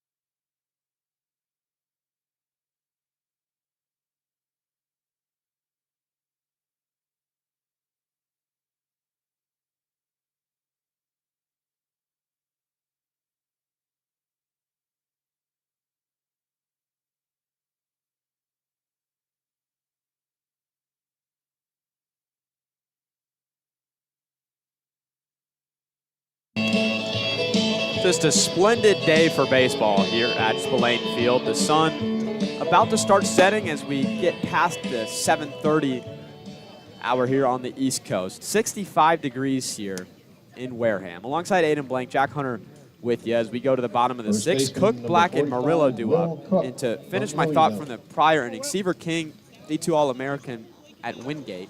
Jimmy Brennan behind the plate, a pretty solid D2 player himself, a career 370 hitter at Post University. So a cool little connection there. And Jones will start Cook off with a fastball for a strike.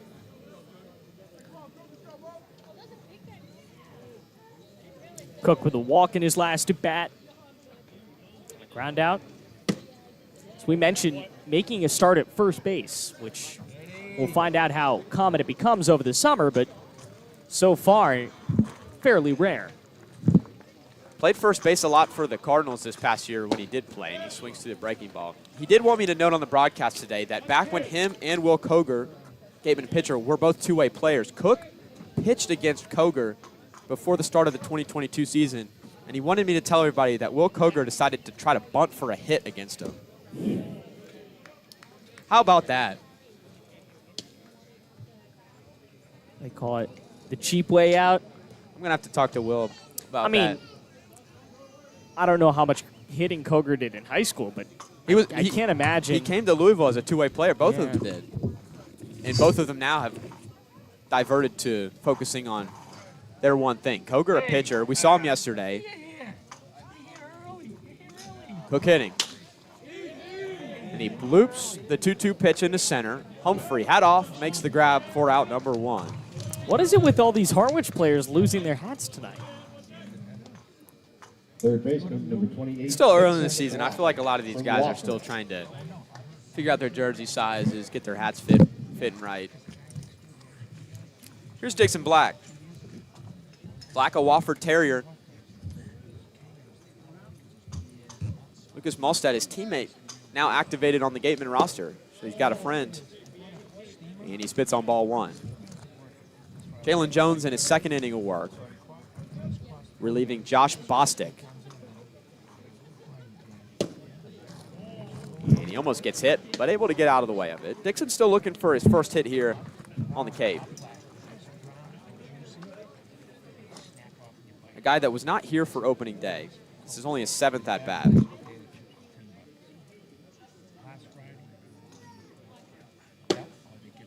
He's worked himself a 3-0 count.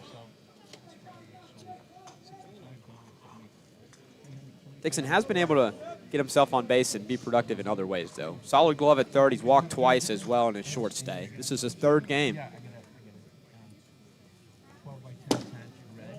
And he works a 1-out walk. Make that 3 walks on the young season for Dixon.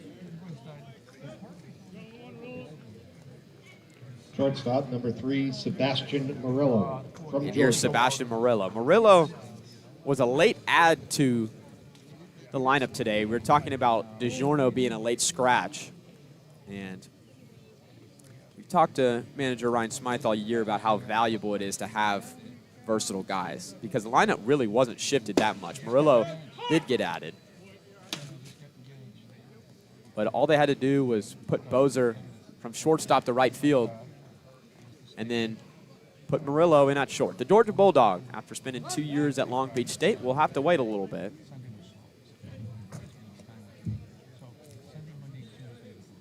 If there's anybody ready to hit in Cape pitching, it would be Murillo.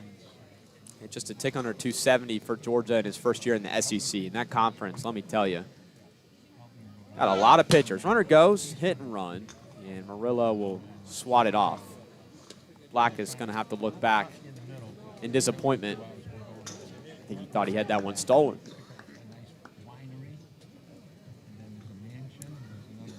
Both teams on their second pitcher of the night. Jones, the southpaw from Ohio State University.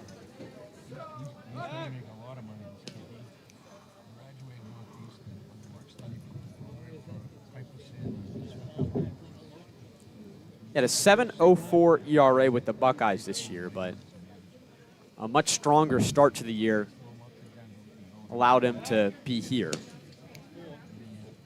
Really established himself in his sophomore year. Had 12 scoreless appearances through his first 13 relief outings.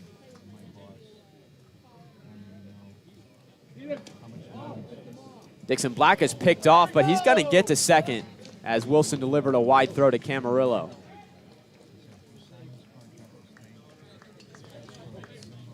Heads up base running. I'll let you know when I do the game notes later, but I'm sure Dixon leads the team in walks. I can find that out. But Dixon's going to get credited for the stolen base. Yeah. Gatemen have stolen a lot of bases. Lined into left field for a base hit. Black got a late jump on it, but he's going to be sent. The throw to the plate is cut off, and both runners are going to be safe. There was going to be a play at the plate. And Lavari at third base made the business decision to cut it off, and they couldn't even get Murillo at second. So an RBI single for Sebastian Murillo advances to second on the throw. And it's 4-1. And the Gatemen have pulled ahead against, again, a Harwich team that has really hit the ball well.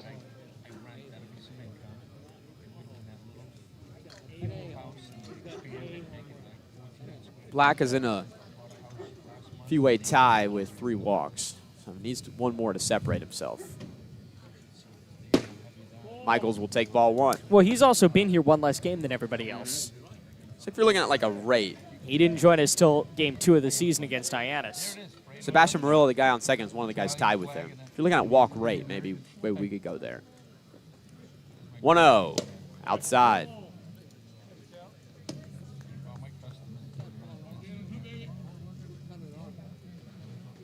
Coleman Picard did not go the minimum 5 innings to be in line for a win, even though he left the game with a 3-1 lead. Bowery, the guy on the mound right now, a candidate.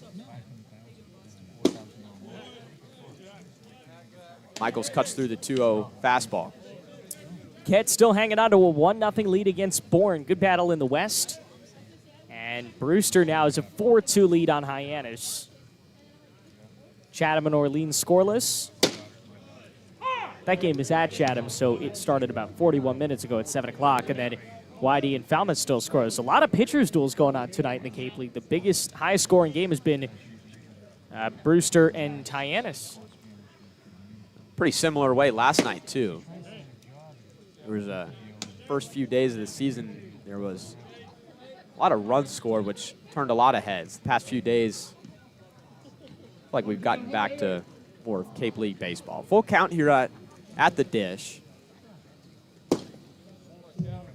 And once again, another walk from Jalen Jones. This time, Kevin Michaels, who has now reached base twice today.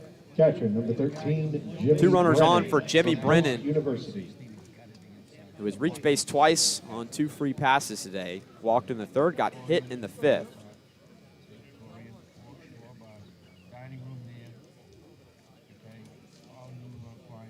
Jimmy Brennan, a career .370 hitter for post. Wastes no time, cracks it into center, but Humphrey barely had to move. So another hard hit out. And on the season, Brennan's now 0 for 2 with 2 very hard hit baseballs to the outfield. Center fielder, Yeah, that ball 11, David Blanc, just in the wrong place. I mean, he hit it more than hard enough, just in the wrong space. Now back to the top of the order, a 4th at bat for Glancy.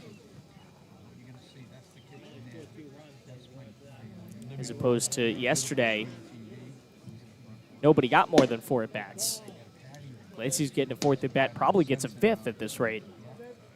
Be a good time for David to get going. He's now in the leadoff spot for the 2nd time this year. Murillo held it yesterday. Bozer, the guy to lead it off on opening day. Slider outside. Once again, the knock on Jones is a command. Low strike rate this year for Ohio State. High walk total, averaging about a walk an inning. Trying to get back into it here.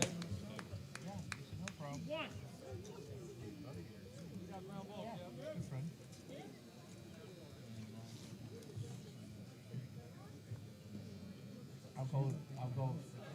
2-1 inside. Be interested to see what the attendance number on this game is. We've seen some great crowds so far. Katuitt yesterday was over 1,200 people. Spillane Field, the home opener, over 1,100. The 3-1 misses, another walk. The Gatemen will take all the free passes they can get here in the bottom of the 6th. That's 3 walks in the inning. Right fielder, number 6, Bobby Boser from South Florida. A little bit of a smaller crowd tonight. It is a school night, Tuesday night. School still wrapping up here up in New England. Here's Bozer looking to extend his great night.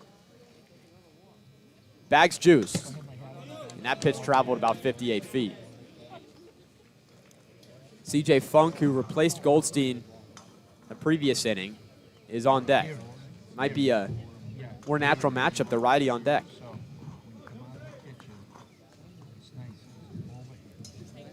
Some tossing going on in the hidden Harwich bullpen over the right field fence.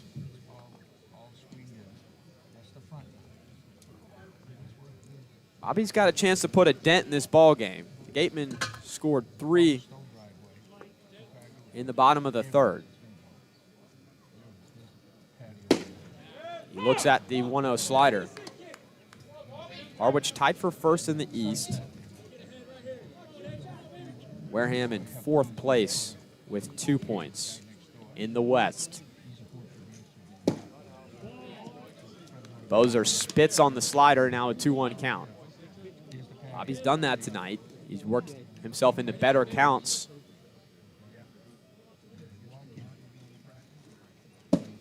Sees another slider.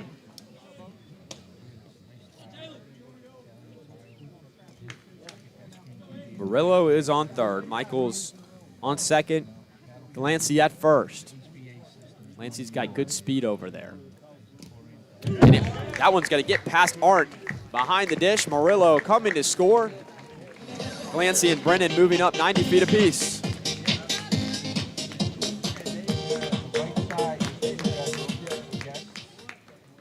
So, excuse me, Michaels is the one that moves up to third.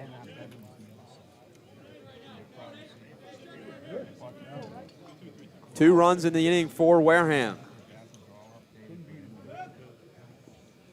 An RBI single from Murillo in the wild pitch. And Bozer gets out of the way of it and will trot down to first. He's now reached base 3 times today.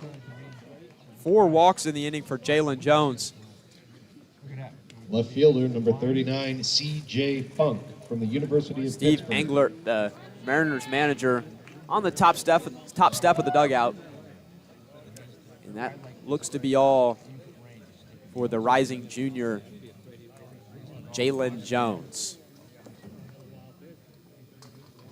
Yeah, this is a tough situation to come in. Wareham is a big hit away from blowing this thing open.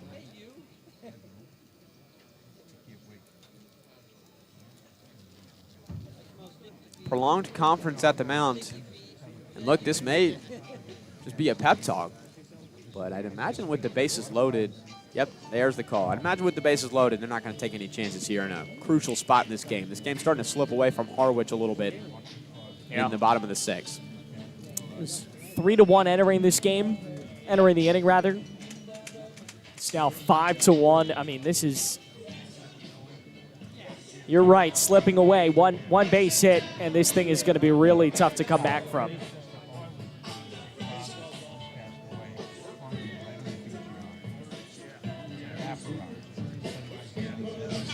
It looks like the new pitcher is going to be Shane Cronin, 6'1", 230-pound senior from Assumption, another D2 school in the Northeast 10 Conference. We're going to take a quick break here on the Gatemen Baseball Network. When we come back, we'll tell you about Shane, and we'll tell you about the Gatemen batting lineup due up with 2 outs in the inning.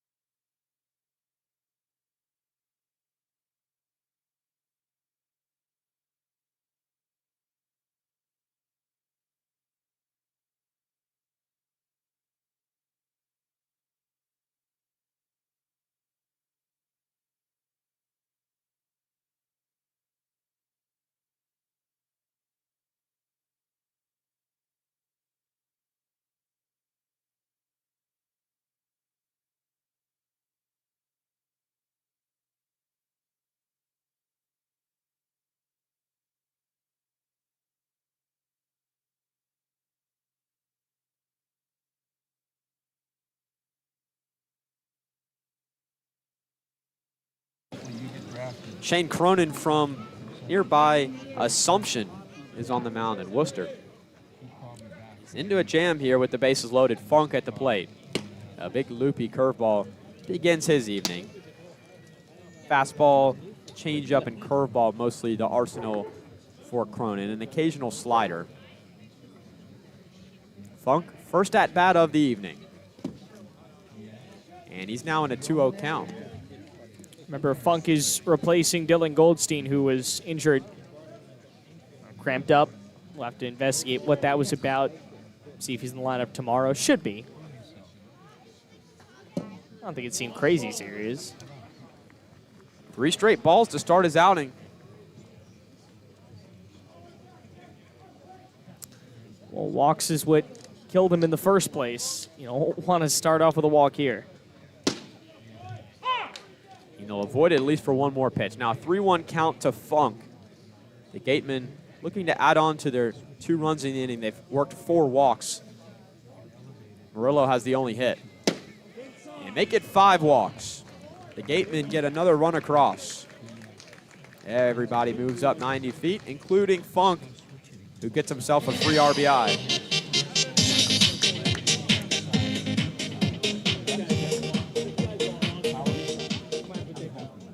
Well, if there's one guy you don't want with the bases loaded, it's Cade Sullivan. And he looks at a first pitch curveball.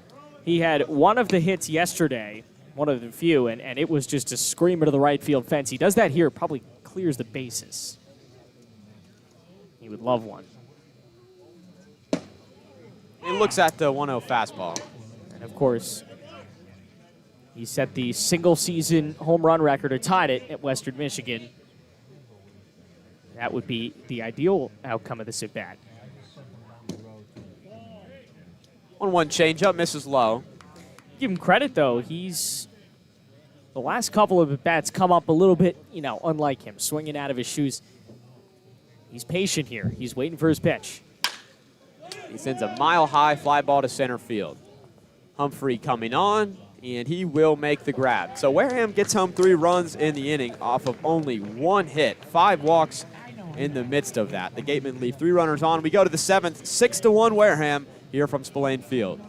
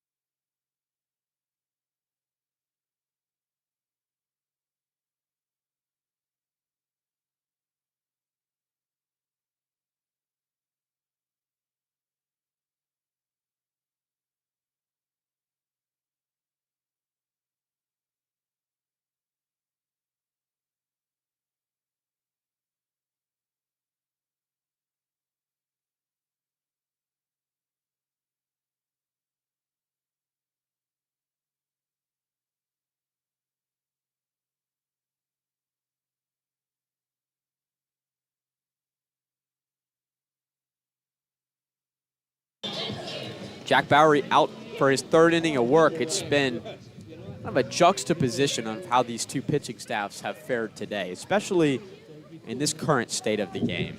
We saw 5 Gatemen batters walk in the last inning, 3 of them come across. And Jack Bowery has faced the minimum through 2 innings and has done so very effortlessly. Well, and it's strange because after the first 2-3 innings, you thought, well, Harwich has got this down. If they can get a reasonable outing of their bullpen, this game is going to be very long for the Gatemen. But Wareham has turned it around. This offense has proven time and time again they can hit, and they can hit very well. And, well, a 6-1 lead to prove it. They've had good offense and good defense. For the most part, they haven't really gone together this season. This would be the first time they put together a complete game in which the offense and the defense were really clicking. The 1-2. Popped out of play again. Wilson, a draft-eligible guy for Davidson. I'm assuming he's going to get some looks this year. Sure. Conference Player of the Year, well over a 1 OPS, almost 1.3. And deja vu for the third time. Fouled off, same spot. Still looking for his first extra base hit of the summer. After slugging .737 for Davidson. We saw his catching counterpart, Michael Carrico, yesterday for Katuitt. Fisted to short, right at Murillo for out number 1. Have 2 Davidson guys off the board pretty quickly in the July draft. You've got the Conference Player of the Year last year, the Conference Player of the Year this year. Catcher number 11, Brian Ardent from UNC Wilmington. Not to take anything away from Wilson's year, but Carrico, if he didn't break his wrist and miss 2 months, the current Katuitt catcher, probably would have repeated. Absolutely. First pitch fouled back to the screen from Arndt. Arndt splitting catching duties. He did not play yesterday. From UNC Wilmington. In the Big South. Bowery quickly ahead. He set down 7 straight Mariners throughout his outing. Through 2 1/3. Chop to short. A big Sunday hop for Michaels. Quick out of the glove. And the second out. Make it 8. This will be the last batter that Bowery has faced for the first time. It's Eric Arado, the right fielder. Right See if fielder, they number give 14, Bowery another Eric chance to Arado go around the from Northern lineup. Illinois. If he can retire Arado here, I wouldn't be shocked if they get one more arm to go the 8th and the 9th. Especially since Bowery's kind of right on the cusp. He could start within a week or so if you really wanted him to. But if you use him much longer, it's going to take at least a week to get him fully reset. 1-1. Changeup misses low. Arado, we talked about, has played every position except for catcher since he began his college career in 2021 with Northern Illinois in the MAC. Now 2-2 count. Also has a very keen eye at the plate. 51 walks this year in 53 games compared to just 39 strikeouts. And he'll stay alive here. We got our first final of the night. Brewster 4, Hyannis 2. Good game for the Whitecaps. 6-1 Wareham right now.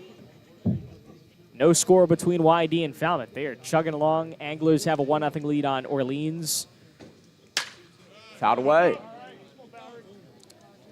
So Arado at the plate, just crunch some numbers here. Walked in over 20% of his plate appearances this year. And he sends one over Dixon's black head down the left field line. The ball kind of dies in the grass, so Arado is going to have a double, or will he? He will. A close play, a good throw by Funk. Oh, I don't know about that. The throw beat him. I thought the tag did too. Center fielder number 36, Jacob Humphrey from UMass Lowell. The first blemish on Bowery's line today. It's a double with 2 outs from Eric Arado. Now back to the top, and Jacob Humphrey. The center fielder is 1 for 2 on the day. No, 1 for 3. And he takes a first pitch low. Gatemen are lucky not to be seeing Hunter Fitzgerald tonight, the big, sweet swinging lefty from Old Dominion. He's getting the night off for Harwich. Poked through the middle of base hit. Going to be a close play at the plate. Glancy's throw, the tag, got him! David Glancy pulling out the hose and spraying Arado down at the plate. And that'll be all for the Manners in the top of the 7th. It's time to stretch things out here at Spillane Field. It's still a big Wareham Gatemen lead, 6-1 as we stretch it out.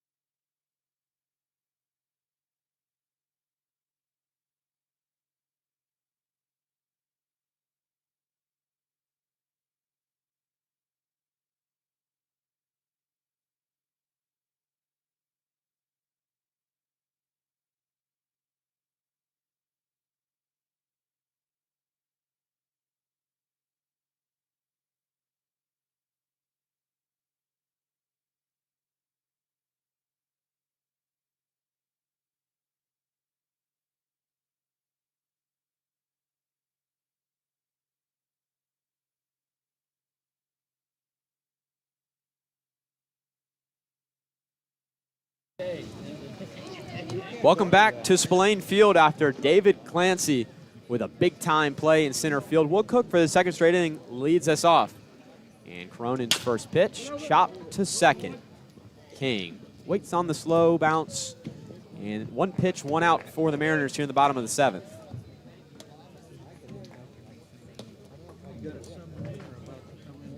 Cook still hitless today.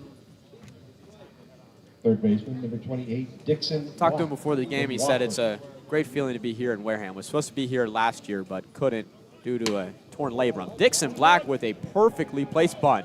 Cronin's throw is going to be way late, and it's going to pull the first baseman Wilson off the bag. How about that from Dixon Black? Get himself his first K hit. Hey, anyway, I mean, that was a perfect bunt. And the grass was, again, freshly mowed before the game. I mean, that thing just pretty much died. It was a really, really good bunt. Way to get on. I mean, 6 runs on 5 hits right now for the Gatemen. They've really bitten into the Harwich pitching staff, who, for the most part this season, has been really good. Second in the league in ERA with a 2.66 ERA coming into today. Chop to short. Camarillo to second for 1. King's turn.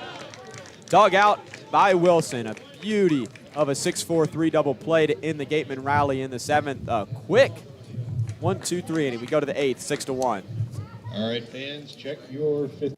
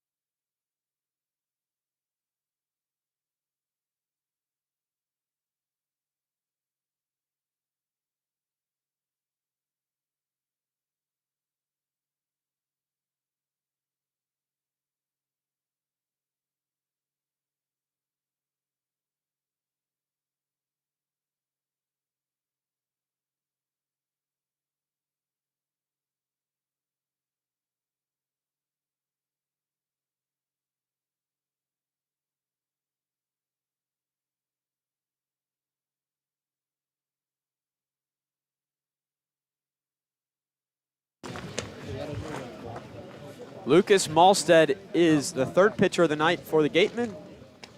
Arriving yesterday, quickly activated. And the Gatemen will turn to the righty sidearm slinger here in the top of the 8th. Alongside Aiden Blanc, Jack Hunter with you. Jack Bowery pitching a pretty solid outing, Aiden. Yeah, he goes 3 innings, 2 hits, no runs, no walks, 2 strikeouts, and 10 batters faced. It's a darn good night for him. He had a good defense backing him up. Defense really feels clean tonight. But shortstop number 30, Ali Camarillo if Bowery from CSU Northridge. If Bowery can turn around and turn this into a start, you can't complain about that. I would guess within the next week or maybe week and a half, he does get a start. Well, Lucas Malstedt ready to make his Gateman debut. First team SoCon pitcher this year. The reliever fires a first pitch strike in there to Camarillo. Camarillo 0 for 3 on the day. Very tall stance. And a sweeping slider bleeds off the plate. Malstedt led the SoCon, a notorious hitting conference, with an ERA of 2.69. I think maybe my favorite note about Lucas, led the country this year in innings pitched by a reliever. 77 innings pitched. And he now has an even count. And you can tell by his windup, he's got that rubber arm. Well, an invaluable asset for the Gatemen if he can pitch well this summer, which so far he has. A front door breaking ball retires Camarillo. And Lucas Malstedt has his first out here in the Cape Cod Baseball League. Designated hitter number 18. Frozen with the slider. From Kansas State. Camarillo has struggled to only reach base once. Retired 3 times. And those 77 innings were at the end of the regular season, too. Ended up getting to 83 2/3 innings with that crazy SoCon tournament. A similar-looking pitch, a front-door breaking ball to Kalen Culpepper.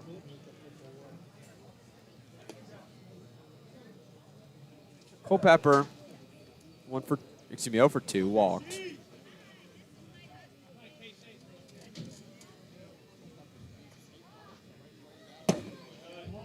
Sinker misses down. Culpepper was 1 point away from having a 1 OPS. Deflected off the mask of Brennan, who pops up. The movement on that pitch. Wow. He wanted Joe Gravina to know that he was okay. Yeah. I mean, Malstedt's got that frisbee slider working.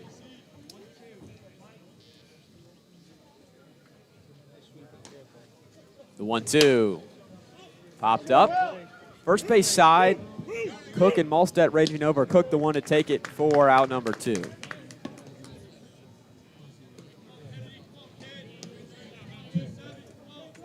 Left fielder, We've seen a few Terriers here at the Cape. Jones from Ryan Galaney, SoCon Player of the Year at third base yesterday for Katuitt. Dixon Black here at third for the Gatemen. On the mound, Lucas Malstedt. And a little SoCon on SoCon battle here with Kennedy Jones, the Spartan from UNC Greensboro. Golfs a fly ball to left field. Funk moving in, and Malstedt the one to win it. Let's go to the bottom of the 8th, the 1-2-3 inning in his Gateman debut for Lucas Malstedt. It's still 6-1 Wareham on the Gateman Baseball Network.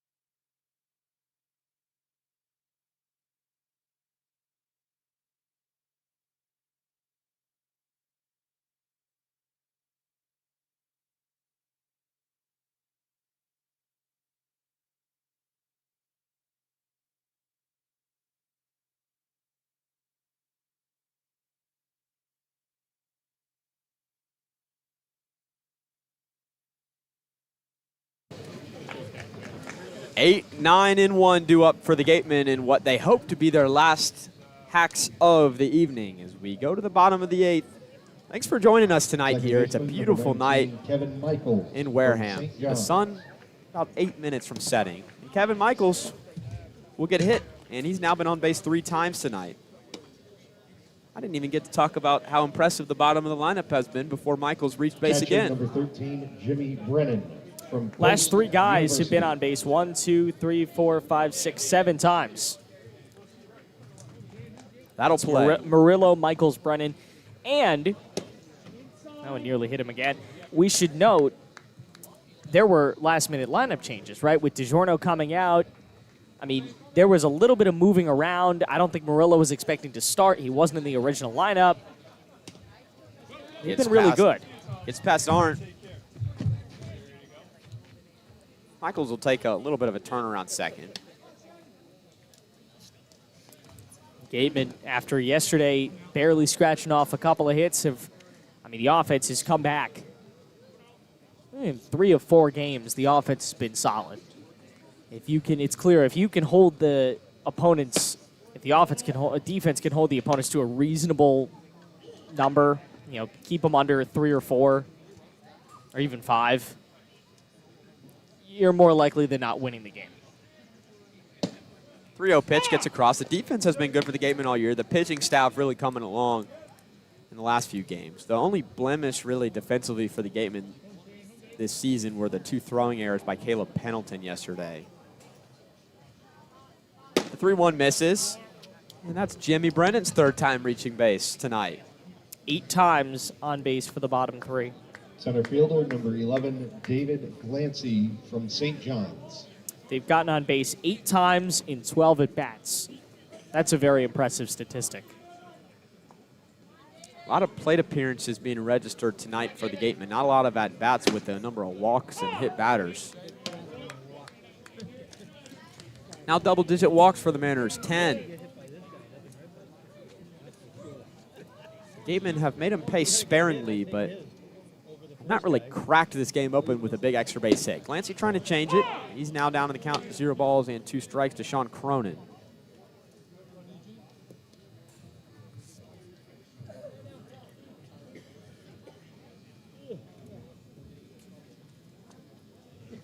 The 0-2. Chop to 3rd. Cut off by the shortstop Camarillo, but he'll have no play. So it'll keep Michaels at 3rd base, but now the bases are loaded. Right fielder, number 6, Bobby Boser. An infield single for David Clancy. It's his first one of the evening to snap a little bit of a dry spell.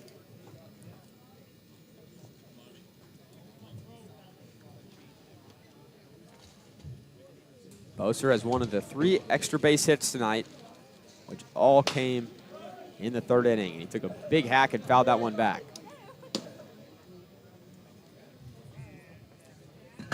Doubled in the 3rd, walked in the 5th and the 6th.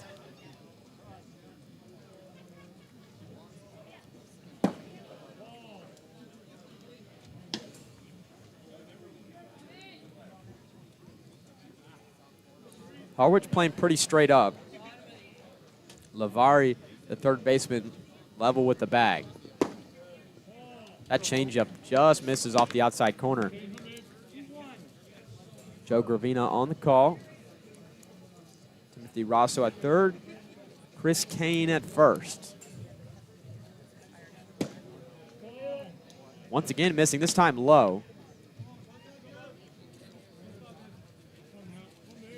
These Harwich pitchers just creating a mess of their own tonight. Cannot throw strikes. And the Gatemen will get another run out of it. 11 walks on the evening. Boser has now coaxed 3.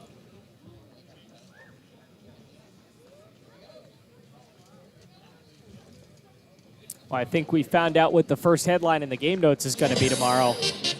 Walk this way. Well, it's a big change from yesterday. The Gatemen only had 2 hits yesterday. They only walked 1 time, and that really wasn't the fault of their own. Isaiah Coupe Terry Bussey, Ben Grable, the three guys that went for Katuitt, all had incredible outings. Bobby's walked 3 times. He's been on base his last 4 times. How about that? Good to see our friend Bobby Boser back. He struggled a little, but we knew it was only a matter of time, and now he's just exploded on the scene. We've been waiting for the past few innings, the Gatemen to blow this game completely open.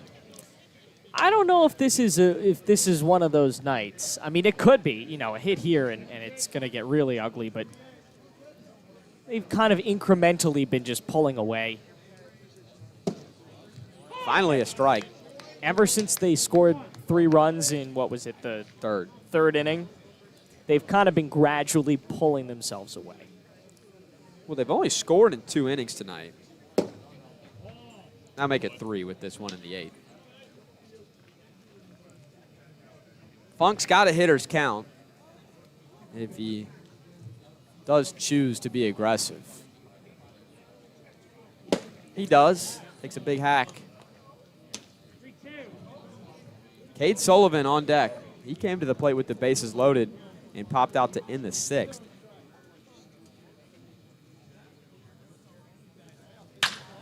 High fly ball to left field. Back at the wall. A grand slam. That one clears everything. There it is. C.J. Funk. Kiss it goodbye.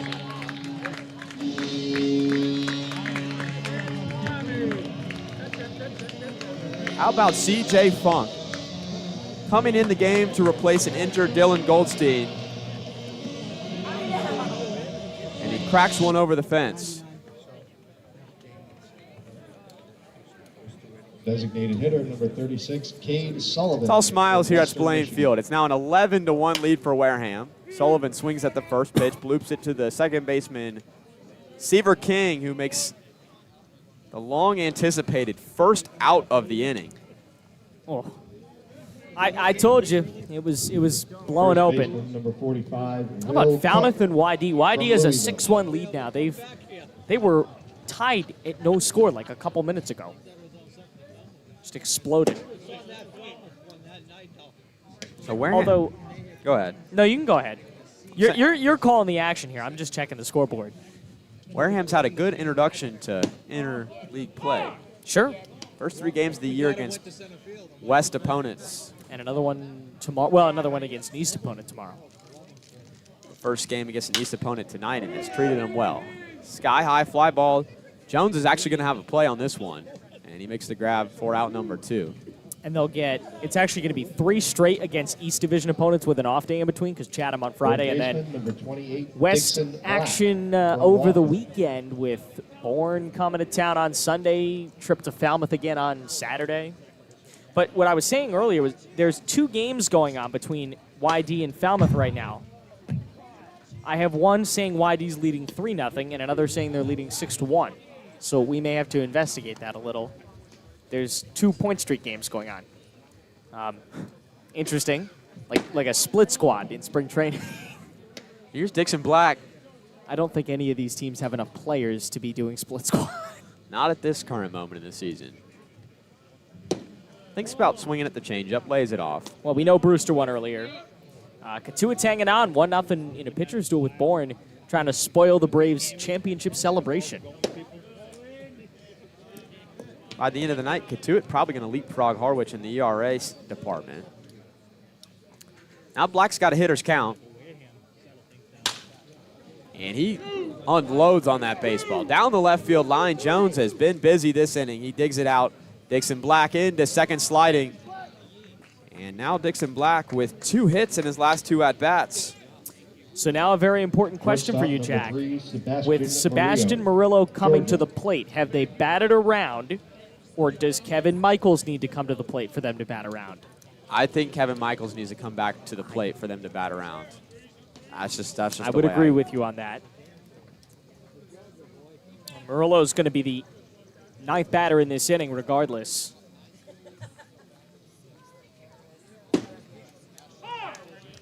Shane Cronin's still out there for the Mariners. At this point, Harwich just needs bodies to, eat up some innings for them. Murillo finds the right field. Coming around and scoring is Dixon Black. And Murillo once again moving into second. Sebastian Murillo has been on one tonight. Let's keep it moving. 6 in the bottom of the 8th. It's now 12-1. Well, now they batted around. Second baseman, number 19, Kevin Michaels. No debate about it. St. John's. Kevin Michaels back to the dish. Think it's safe to put this at bat in the 10th inning column in my scorebook? I hope we're not going to need a 10th inning tonight. I think you put it in the 9th inning at this point. I don't know. Long game. And this will be That's true. all. Just to be safe. So a tough outing on the mound here today for Shane Cronin out of Assumption. He's going to leave this game with 2 outs here in the bottom of the 8th. Take a quick break here on the Gatemen Baseball Network, and when we come back, we'll introduce you to Harwich's new pitcher.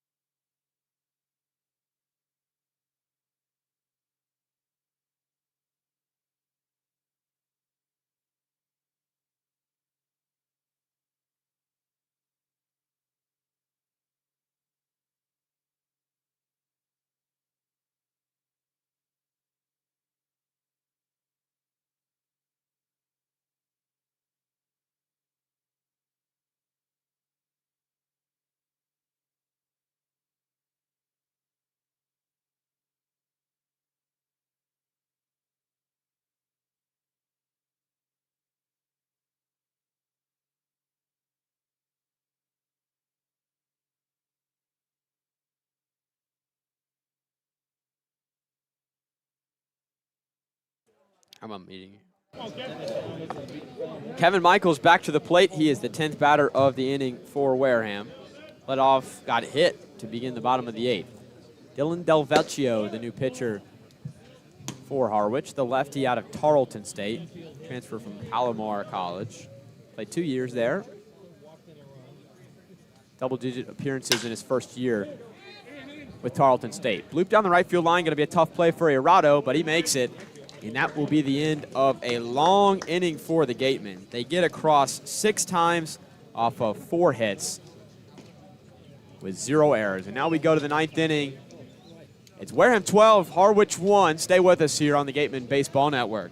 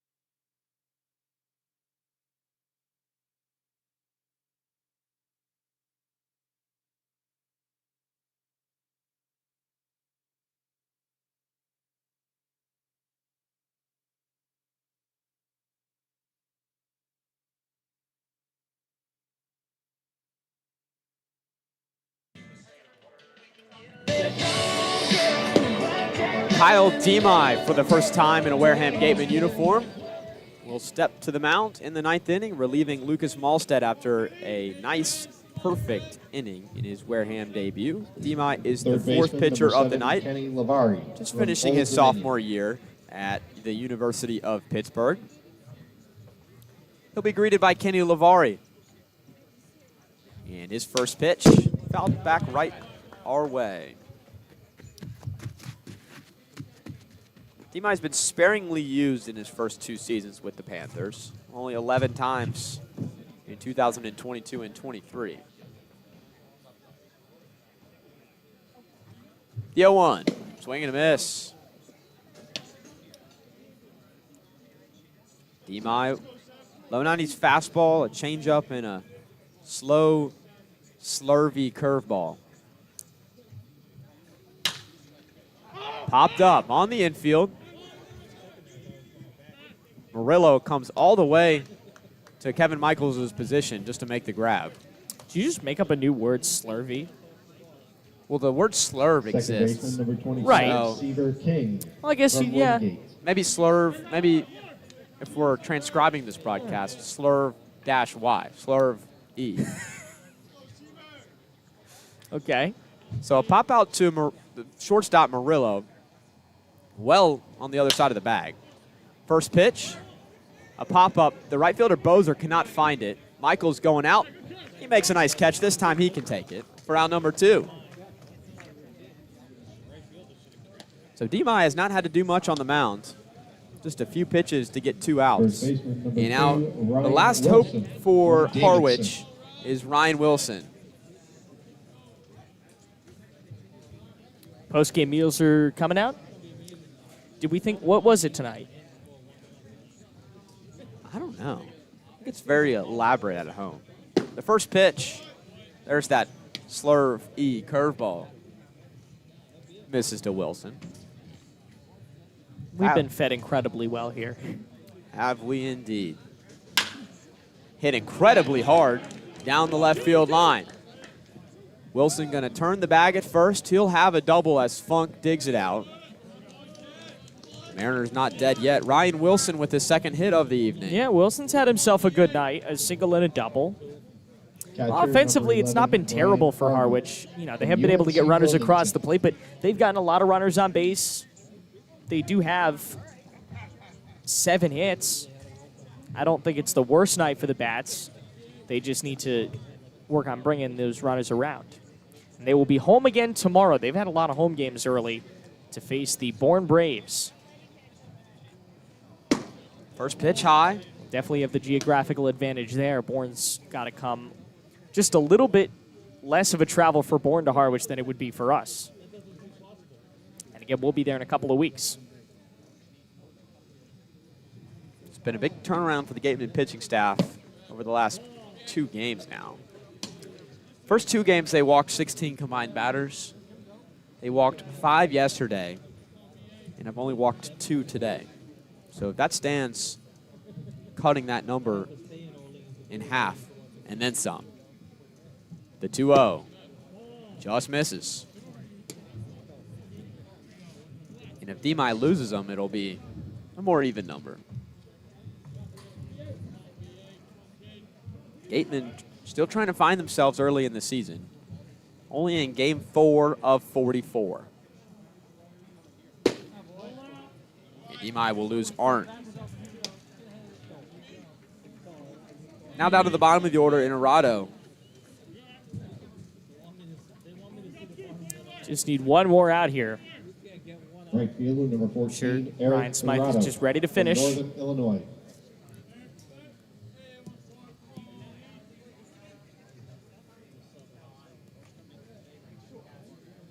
Arado from the left side was involved in, I think, one of the top 2 plays of this game. Got cut down at home plate. A great throw by David Glancy. Swings and misses on a first pitch fastball from Demai.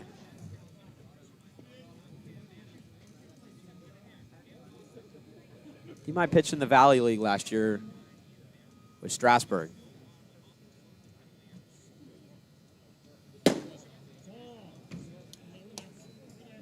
Now 1-1 count. quiet night here at home. A lot of fans have left. I can see a total of 2 bodies in the outfield bleachers. The faithful have stuck around. Sure. Couple of bodies on the Mariners side of things. Most of the fans still on the third base side. Just ready to go home. Come back tomorrow. Do it again. It's the beauty of baseball. Oh, yes. Swing and a miss. That's what the Gatemen have done. It was a tough one yesterday. It was maybe even a tougher one the day before. Hey, they haven't had a streak this season. Oh, you're right. They did lose 2. But, again, 2 teams coming all the way across the Cape. You got to use that to your advantage. They so far have. 2-2 inside. See, I think a true streak starts at 3. Okay. Obviously, like you can put L2 or W2. Right. I think a truly recognizable streak starts at 3.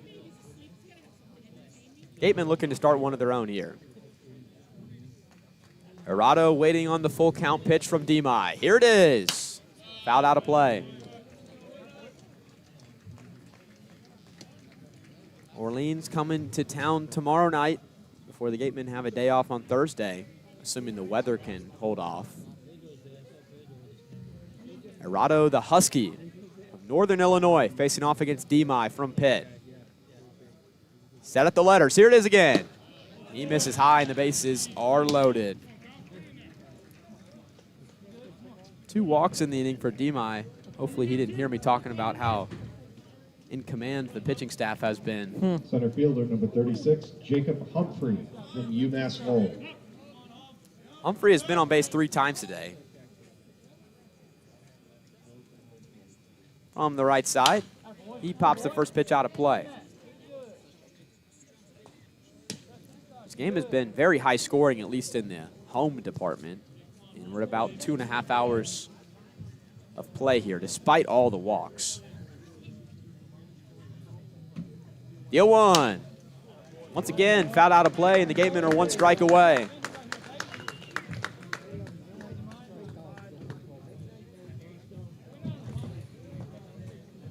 Looking to get win number 2 in points 3 and 4 on the young season. Here it is again. Swing and a miss. He got him. The Gatemen capsize the Mariners, and they get back in the win column. Your final score here today from Spillane Field, Wareham 12 and Harwich 1. A nice win for the Gatemen here in front of the faithful at Spillane Field. No errors for Wareham, 12 runs on 9 hits and 1 error. Yeah, and a very, very solid victory. Again, it kind of felt like they just progressively started to pull away a little bit more. Not a bad night offensively for the Mariners, but the pitching staff just got rocked. And, well, they're going to get a chance to turn that around tomorrow, but brutal, brutal night for them. The Mariners leave town tonight with 8 hits, but only 1 run. That's, I think, Aiden, we'll talk about this more on the post-game show, so you can check this out on our social channels. That's what happens when you avoid the free passes. Yeah. They had 8 hits tonight. Picard worked through trouble. Bowery had a little bit of trouble. Nice defensive play, cut it down, and Demai able to work around it here tonight. But once again, a great night for Wareham Gatemen baseball. Now 2-2 on the season. Once again, the final score, Wareham 12, Harwich 1. Join us for our next broadcast tomorrow night against the Orleans Firebirds at 6 p.m. here at Spillane Field. The Gatemen Broadcast Network is a production of Wareham Community Television and the Wareham Gatemen. Our producers are Braden Schenk and Rachel Manning. The director of the broadcasting department is Jay Spinelli. And the president of the Gatemen is the one and only Glenn Hannington. For our entire crew and my broadcast partner, Aiden Blanc, I'm Jack Hunter saying so long from Spillane Field. You've been watching Wareham Gatemen Baseball on Wareham Community Television, D1 Baseball, and the Gatemen Baseball Network.